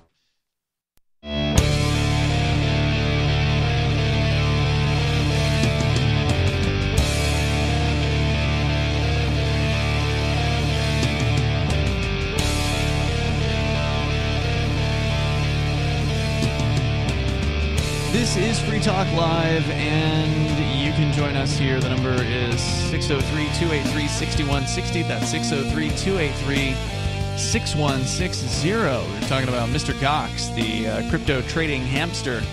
Gets on a hamster wheel, spins the wheel, chooses the cryptocurrency that he's going to either buy or sell, and then when he runs through one of two tunnels labeled buy and sell, you can watch it on the video feed on his Twitch channel, which, by the way, has 10 times the viewer count that Free Talk Live does. The guy who owns the hamster should bring his new hamster to New Hampshire. If he's a freedom lover. If he's a freedom lover. We don't know if that's the case, because you don't have to be a freedom lover to be into crypto. That is a fact. You also don't have to be very smart, apparently. I keep reading, To be into crypto, you mean? Yeah, I keep reading, Paris Hilton's into it now. Comments, on, certain crypto pages or, social media, whenever, certain, Bitcoin.com will make posts and that kind of thing, or they'll have comments underneath their articles that they run, and, the ratio of... It used to be that only the hardcore, I know everything there is to know about, cryptocurrency people would post. And that's gone the way of the dodo. Now it's anybody. Anybody can post, any idiot. Well, that's the way things go when they go mainstream, though, right? I mean, you sold out. Well, that's just that's the way it goes. I mean, if you want something to become popular, yes, which everyone who's into crypto wants that to be the case, because they know that if it becomes popular, it's going to go up in value, likely. And so you get what you get, which is popular. People who are into popular things, right? Paris Hilton showed up at the Bitcoin conference in Miami earlier this year. Yeah. So, I mean, maybe she's a real smart, shrewd lady, behind the scenes or whatever, but she doesn't act she doesn't act that way. But good for her. I think that's great, honestly, that people like that are getting into it. You got some major stars that are getting into it. Of course, Mike Tyson was into it years ago. Yep. Busta Rhymes now getting into to Bitcoin. Elon Musk, of course. So, some of these people are fairly capable, talented individuals, and they have influence. So when these people are saying, hey, I just got into Bitcoin, a lot of their fans look, whether we want people to independently make decisions, which we certainly do, the reality is a lot of people are just followers, and they get into things because they see somebody that they respect getting into it. What's funny to me, and by funny I mean interesting, or at least giving me a ray of hope in this dark world that we live in, is that banks and governments are busy trying to figure out what to do about cryptocurrency. Yeah. Meanwhile, while they're busy doing that, trying to figure out what to do, cryptocurrency is not only going mainstream, but it's also being developed in such a way to develop around governments and banks. Right? Like decentralized finance, for instance, is one example of that. Yeah. So, and growing in a phenomenal way. It is the hottest market you could possibly have as far as an innovative technology at this moment in time. It is and that's hot market. And the reason for that is because whatever government regulations there are out there, and there are some in the world of money, they're 4 decades old or more than that. These are ancient regulations that were designed around banks and designed with banking in mind. And crypto turns all that stuff on its head. And the government goons, they don't know what to do. They can barely understand cryptocurrency, let alone figure out how to regulate it. My favorite one is about transporting cash across international borders, right? So there's some thing about how you can't have over X amount of dollars in USD if you're going in a suitcase if you're traveling internationally 10,000. Or something. Yeah, 10,000. Thank you, 10,000. And so this is not legal advice, by the way. No, that's just what I've heard. But with cryptocurrency, you never really transport anything. No. All you have is data. You have a set of numbers, your keys, Correct. right? Not your keys, not your money. You have your keys. That's all you have. And if you're planning on spending some crypto wherever your destination is internationally, you just wait until you get there to access your keys. Correct. Yeah, you can have your wallet completely uninstalled from your device as you're crossing an international border. So even if they're digging through, even if customs in whatever country you're going to, and you don't even need to bring your phone. No, that's true. That's true. You just have to have your key, and that can be in your brain, which they can't search yet at this point. So that's really important, Captain, because the money, if you will, or the cryptocurrency, is on the cloud. It is. It doesn't exist in one specific location. Right. It's not a physical thing that you put in your case and take with you, or your wallet, or your purse. It's on what's called a blockchain, which is the technology one of the technologies besides cryptography that makes cryptocurrency special. The blockchain is a decentralized, distributed ledger. And most of them are public. Some of them are private. But the big ones like Bitcoin are public ledgers. Yes. And your coins, the coins that you have based on the private key that you have, are on that ledger. And they are distributed amongst thousands of what are called nodes. So even if some government becomes really tyrannical, let's say the U.S. government decides we're cracking down tomorrow, they're going to go arrest everybody that is still running a Bitcoin node, and so all the U.S.-based Bitcoin nodes shut down by some government influence or whatever. Well, there's still thousands of nodes in every other country on the planet, and as long as there's 2 of them or whatever, as long as there's a few of them, there's going to be Bitcoin. Now, the more the better, obviously. So thousands. I think the last time I looked, there were 10,000 of them. So this is resilient. This is unhackable because it's cryptographically secure. It is untakedownable because it is geographically diverse and distributed, and your money is your value is safe in these cryptos. Now, some are safer than others. Bitcoin is the safest of all of them because it has the most nodes and the most mining power behind it. Others, like Bitcoin SV, for instance, earlier this year got hacked because somebody controlled more than 51% of the mining power and actually got to reorganize blocks and things like that, and it was a mess. That was a mess. So you do need to do your due diligence and do some research before you get into a thing. Well, and remember, BTC, the original Bitcoin, has been under attack since its inception by governments, by banks, by financial institutions, by hackers, by thieves, looters. Everybody who has greed in their eyes, that wants money for some reason, knows that Bitcoin is valuable. Currently $47,200 worth it's up per unit in the last couple of days too.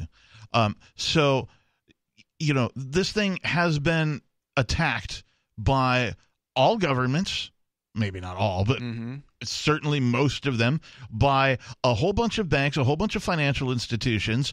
It's been under constant attack and still is. and yet it itself has never been hacked. Yes, the only right. hacks that have ever occurred, as far as Bitcoin is concerned, is people's accounts get hacked. Yeah, exchanges have been hacked. You get what do they call it? Social engineered. Yeah, right. Somebody puts a post on on your social media and be like, "Hey, what was your favorite grade school teacher's name?" And you tell them, "What's your mother's your mother's maiden name? Where were you born? What city? What street did you grow up on?" Or all this stuff, so they could try and guess your information to hack into your account. So that's the only way. And social engineering, by the way, is the way your regular bank account gets hacked. Yeah, and those, by the way, those hacks that you're talking about, the social engineering, only works against Bitcoin that's being held in centrally controlled corporations. Yeah.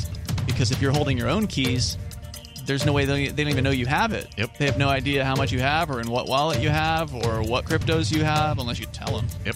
The number 603-283-6160. You can join us here on Free Talk Live. You can bring up whatever's on your mind. The California school vaccine mandate, first of its kind in the United States. Coming up.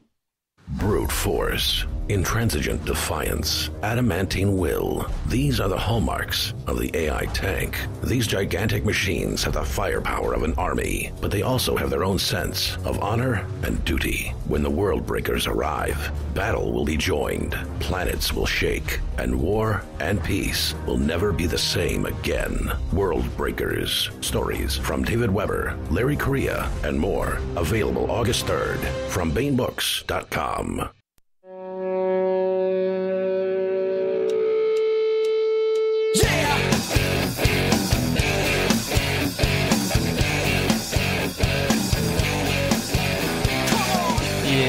It's Free Talk Live and the live Saturday episode of the program. The phones are open if you want to join us. 603-283-6160. That's 603-283-6160. California, one of the most oppressive places in the United States, is now going to be requiring students to be vaccinated for COVID-19, including at private schools. With you tonight, it's Ian. The Reverend Captain Kickass is also here. Of course, you can bring up what you want. And don't forget to check us out on the Odyssey channel that Free Talk Live is running. It's our number one, I would say, destination for video of the show. We are streaming video there. Of course, we're streaming on other platforms too, but we can be taken down from those other platforms on an instant. I mean, anytime they drop of the hat, they can take us down. Didn't we get taken down from one recently? We've been taken down from YouTube a couple times with strikes. I thought there was a new, a place where we were streaming that I didn't even know we were streaming. Oh, yeah. Trovo took us down. Yeah, that's what it was. Yeah, I don't think anyone ever watched that channel. Yeah. Of course, we don't get watched very much at all in it anyway, because I don't know. I think I was talking about this recently with somebody. It's like, why... does Free Talk Live not get much as far as viewers? I think it's because we try to stay in both worlds. We're like the old media because we're on the radio. Yep. And, of course, that means we've got commercial breaks. And people in new media, people in internet-consuming media, people like viewers or whatever, they're not used to that. They're not used to commercial breaks. One of the major complaints that I see in the chats, it's like, oh, my God, you guys run so many commercials. Well, it's a radio show. Right, yeah. So, and you have to be of a certain age to appreciate the transition from traditional media to new media. Yeah. The internet media, so to speak. We sort of have one foot in both, areas, and that's good to some extent because it means that we can, be in both places, but it also means that our new media has to sort of bear the cross of being old media. Yep. So it's hard to compete in that way. But I appreciate everybody out there listening and watching the show on various different platforms. Obviously, our favorite's Odyssey because it's built on Library, and Library is an uncensorable protocol. It's not a platform. Right. Library is a protocol. It's a media sharing protocol. It's primarily used for video, but you can put other things up there. You can put a blog post up on Library. You can put I presume you can put images there because I know you can do MP3. So it's I think it's whatever media you want to put there. Nice. You can do that. So check out Library. The hardcore people that support freedom and blockchain and Library should go and get the actual Library desktop app at lbry.com and then follow our channel, subscribe to Free Talk Live channel there.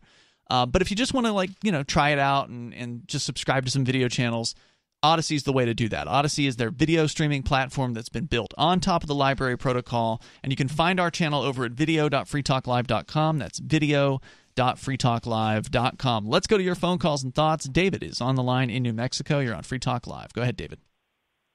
Yeah, using New Mexico politicians' government as an example of what your government does all over the world. Mm-hmm. And the latest in this, under Michelle Lujan Grisham, the Democrat governor of New Mexico, she had Cabinet Secretary Blaylock with the CYFD, Children, Youth, Family Department, Child Protective, that deal. And he recently quit his job, as I'd informed you. And the reason he quit his job is because his wife got a job back home in California, at McDonald's or something. And he's quitting his $156,000 a year salary job that he moved here special from California for 2 years ago to go and support her in her job at McDonald's or whatever it is. But suspiciously, the guy was under investigation. In fact, several lawsuits had been filed and complaints in the various different parts of the government about the fact that he had made a sweetheart $45.9 million computer software contract with a friend of his wife's back home in California. So that was kind of a surprise. Wait, are you telling me? Hold on. Are you telling me that government agents involve themselves in nepotism? Oh, of course not. No, I would never say that or imply it or anything. That's impossible.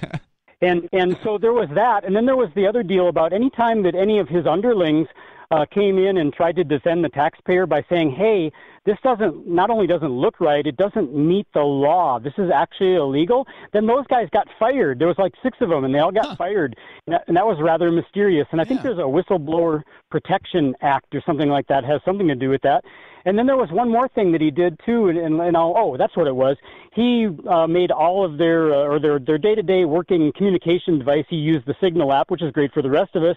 But we don't have secret governments in the U.S. and they were encrypting, and then after setting all communications to delete automatically after 24 hours so that nobody could ever see. Yeah, you're not supposed to do that in government. So you're saying that this guy was being investigated for these things and then all of a sudden skipped town because his quote-unquote wife got a job somewhere else? Yeah, but he didn't quit because of any of these allegations. He quit because his wife got a good job at McDonald's. Right, but there's a new thing. Now it turns out, in fact, and the way you can see this for yourself is all you do is Google CYFD and click the news button, and it all comes right up.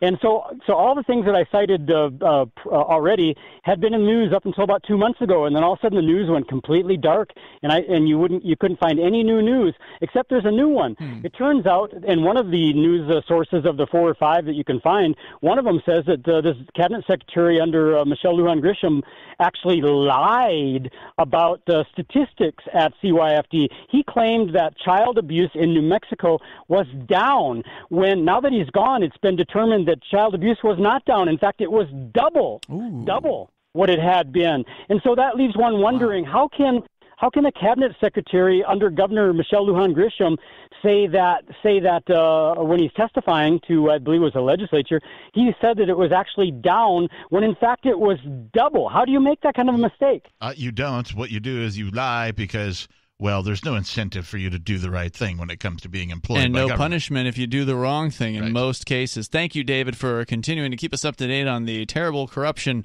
in your local governments, which, of course, is true across the country. He just gives us examples from New Mexico. And I just want to reiterate that government, the organization, is based on immoral acts. Yeah, it's based on threats of violence. It is corruption. Yep.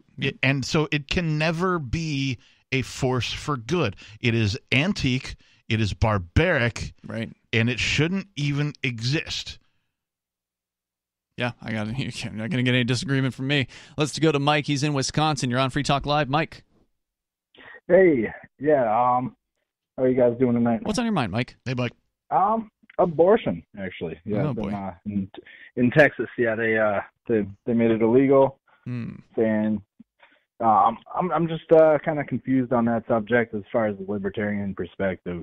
Does a woman have a right for the medical, procedure, or does the fetus which is a live human being. I can't speak for libertarians en large, and I would never claim that that's a good idea to do so. I can only give you my opinion, Mike. My opinion is this. It is up to the individuals involved.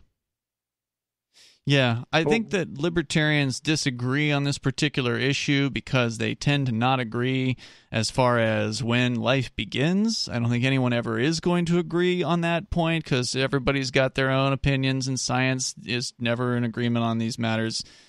So ultimately, the question becomes, what are you willing to do about it as a libertarian if you don't agree that abortion is just okay? If you think it's murder, what are you willing to do? And to me, the libertarian perspective should be that you leave people to make their own decisions for themselves. Now, some people think that it's okay because it's murder to put somebody in a jail cell, and then you've got a problem where you're now prohibiting abortion, and that is a very dangerous activity, and libertarians should know better than to prohibit a thing. So I understand that some people feel very, very strongly about this issue. And Mike, thank you for the call tonight. I definitely appreciate hearing from you. It's a tough issue, but ultimately, if people gather together who have a similar mindset about this, I think that will help solve this particular problem. Yeah. Again, I'm a dude, so I'm not going to get an abortion myself. But if I'm involved with a lady and she gets to, she wants to have one or doesn't want to have one, that's between us, and it's none of anybody else's business. That's how I feel about it. And I don't want to pay money for a crackdown on this. I don't want to put people who have abortions or give abortions into prison cells. If you don't like it, I would say move together with people that are against abortion and have yourself that particular community.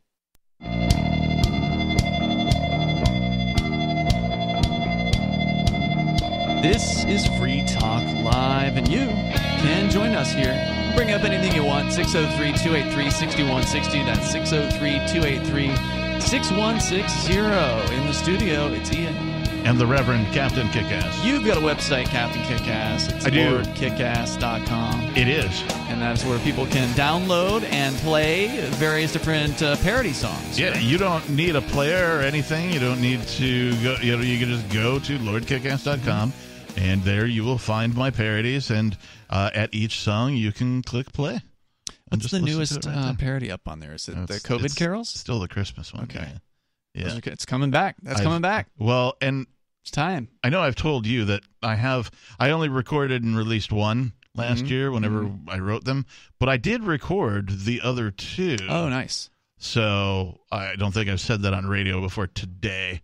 So they will be available this holiday season. Oh, so they're not out yet? Right. Yeah. Nice. All right. I didn't post them up at all. It'll be a Merry Christmas indeed. They're there. So, a little something for you to look forward to. All right. Well, you'll have to announce it when the time is right. So check out LordKickass.com for more of Captain Kickass. Also, Captain, you're posting on occasion on our social media site, I've noticed. I try. Over at social.freetalklive.com. If you're not yet on that site, well, you should consider it. If you're still stuck on all those big tech media platforms like Facebook or Twitter, you know that they can kick you out anytime they want to. Somebody reports a post, and then all of a sudden your account and every post you've ever made is gone. Now, we run the social media server, social.freetalklive.com.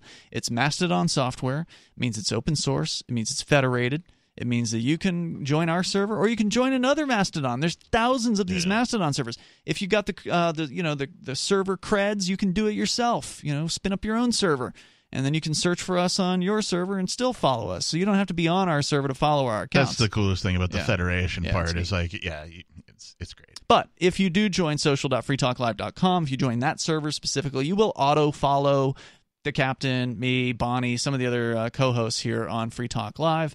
And if you don't want to follow us, you can just hit the unfollow button. You're good there. But it makes it easy to have a few different accounts that you're starting out with. It's a cool service. It's free. So go check it out over at social.freetalklive.com. All right. If you're still in California and you have kids, well, you just got another big reason to get your kids the hell out of government school. And if you're freedom-loving, you got a good reason to get out of California.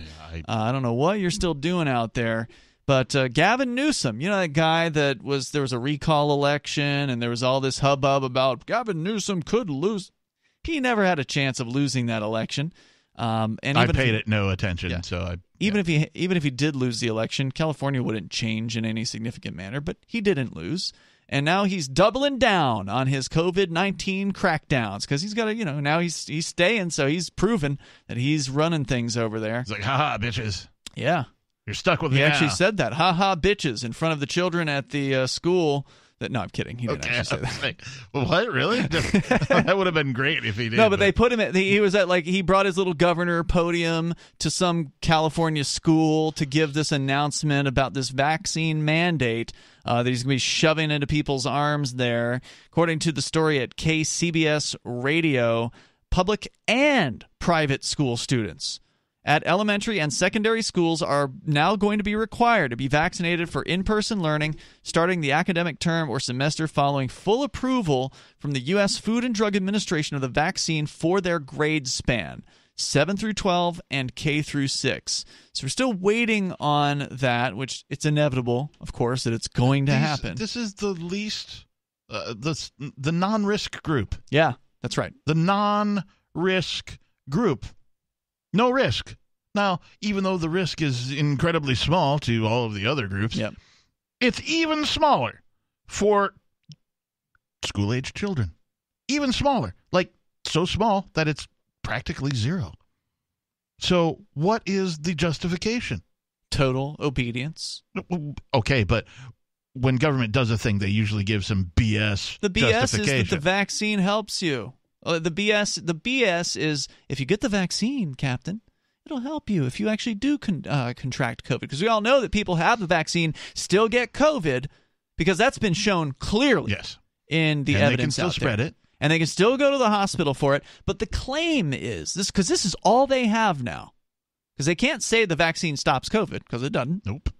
Because that's, by the way, what vaccines are supposed to do. The original idea behind a vaccine was it provides immunity. Now they've actually literally changed the definition of vaccine in the dictionary because of all of this. Like Merriam-Webster's dictionary changed it this year.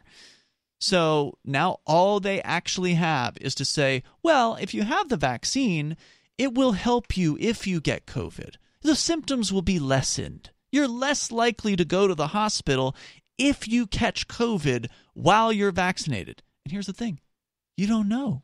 There's no way to prove. You can't tell that that's a true statement because you have no idea. You can't compare reality 1 to reality 2. The reality is where you didn't get the vaccine versus where you did get the vaccine. You can't compare COVID that you caught under reality 1 versus COVID that you would catch under reality 2. So therefore, there's no real way to prove whether that statement is true. So it's pure faith. It's faith because all of this is religious. All of this is a new, crazy religion that is this sort of non-godly religion, or what's the word I'm looking for? Ritual? Yeah, well, it definitely has rituals. Pageantry? Non-religious things are. Anyway, I'm forgetting the word for it. So sorry. Yeah, it's okay. It's not your fault. I don't think I know what you're searching for. Secular. Non-secular. Yes. That's the word I'm looking for. Let's go to your phones. Phone calls here. Caller, you're on the line. Hello on Free Talk Live. Yeah, I'm from West Virginia. This Welcome, is sir. Bob again. Thanks, Bob. What's on your mind? Well, I'll tell you what. I was going to talk about something else, but you cued me on something. Sure. When you said about children, for example. Now, according to the CDC and the WHO, what is it, in the United States, out of 73 million children under the age of 18, only 367, as of last month, died from COVID, but it was also accompanied by other diseases as well. Of course. Now, and then we have 800 plus people, children under the age of 18. 800 died from pneumonia. Wow. But yet we're not making a big thing about pneumonia now, are we? Right. Oh, my God, all these people with pneumonia. What's going on here? We got to keep them home. Yeah, that sort of thing. And that's what really – it's comparisons. It's false comparisons that are making this all terrible. Since you're looking at these numbers, keep an eye on the number of children that die, from getting the actual vaccine itself. Mm-hmm. Which is all the way underreported. Those numbers are underreported, by the way, and that's one of the things that Project Veritas came out with, 2 weeks ago, where they had a Department of Health and Human Services nurse come out and blow the whistle and do undercover video in the hospital in which she worked, where other nurses were saying, yeah, this is BS. Yeah, we're not filling out the VAERS voluntary reporting system. We're being told not to, and or we're not doing it because it's just too much extra work. They're already burdened with too many patients to deal with because they're down on staff, and now they're firing even more of them. So they're not going to have time to fill out a half-hour-long form for every single vaccine-related issue. Right. I was going to call you in regards to the ships, the floating warehouses full of Chinese goods in these, that are basking in the ports across America. Yeah, I've been wanting to talk about this for the last few days. It's just one of those topics we didn't get on. There are two different systems. There are two systems, and they're confounding the Chinese. The Chinese have a system whereby they take the Communist Party sets up these councils in various locations in their country, and they create what's called 3-year plans, 5-year plans. And what they do is they allocate labor to these various plans. For example, you might have in Xi'an, China, which you do have, a mattress factory where they've allocated X amount of thousands of people to be shipped over there to live in these barrack situations. And what they do all the time is they make mattresses, comforters, pillows, sheets, and so forth. And they're on a 5-year plan. So what they base their 5-year plans and their 3-year plans, like they might have a 3-year plan for making basketballs for Americans, where they make, we need to make 20 million basketballs in 3 years because we know that they order X amount of basketballs every so often. So we're going to put that together, and we're going to ship all these people to this nice factory over here, and they're going to make nothing but basketballs. So right now they're in the middle of their 3-year plans, their 5-year plans, and they got all this labor allocated in these 3-year plans and 5-year plans. Okay. And what they did was they created all of these basketballs that are put on these ships that come to port in the United States, and they can't be offloaded because there's not enough people to offload them. Well, I don't know how true that is. Thank you for the call. It's interesting that it wouldn't surprise me if it was that level of central control. I wish we had more time to get into it because I really wanted to talk about this 500,000 cargo units that's just sitting off the coast of California and now Savannah, Georgia. There's even more, and it's getting crazy out there. We'll see you tomorrow. freetalklive.com. After a devastating war, the alien visitors were driven back, and their willing human collaborators were left behind to face the music. When Emma Jean Anderson's ex-lover springs her from prison, Nathan Foster and his 14-year-old nephew Ben are tasked with bringing the pair to justice. An easy enough job until they discover something is inside Emma Jean, and the fate of the planet hangs in the balance. The Family Business by Mike Coopery from BaneBooks.com.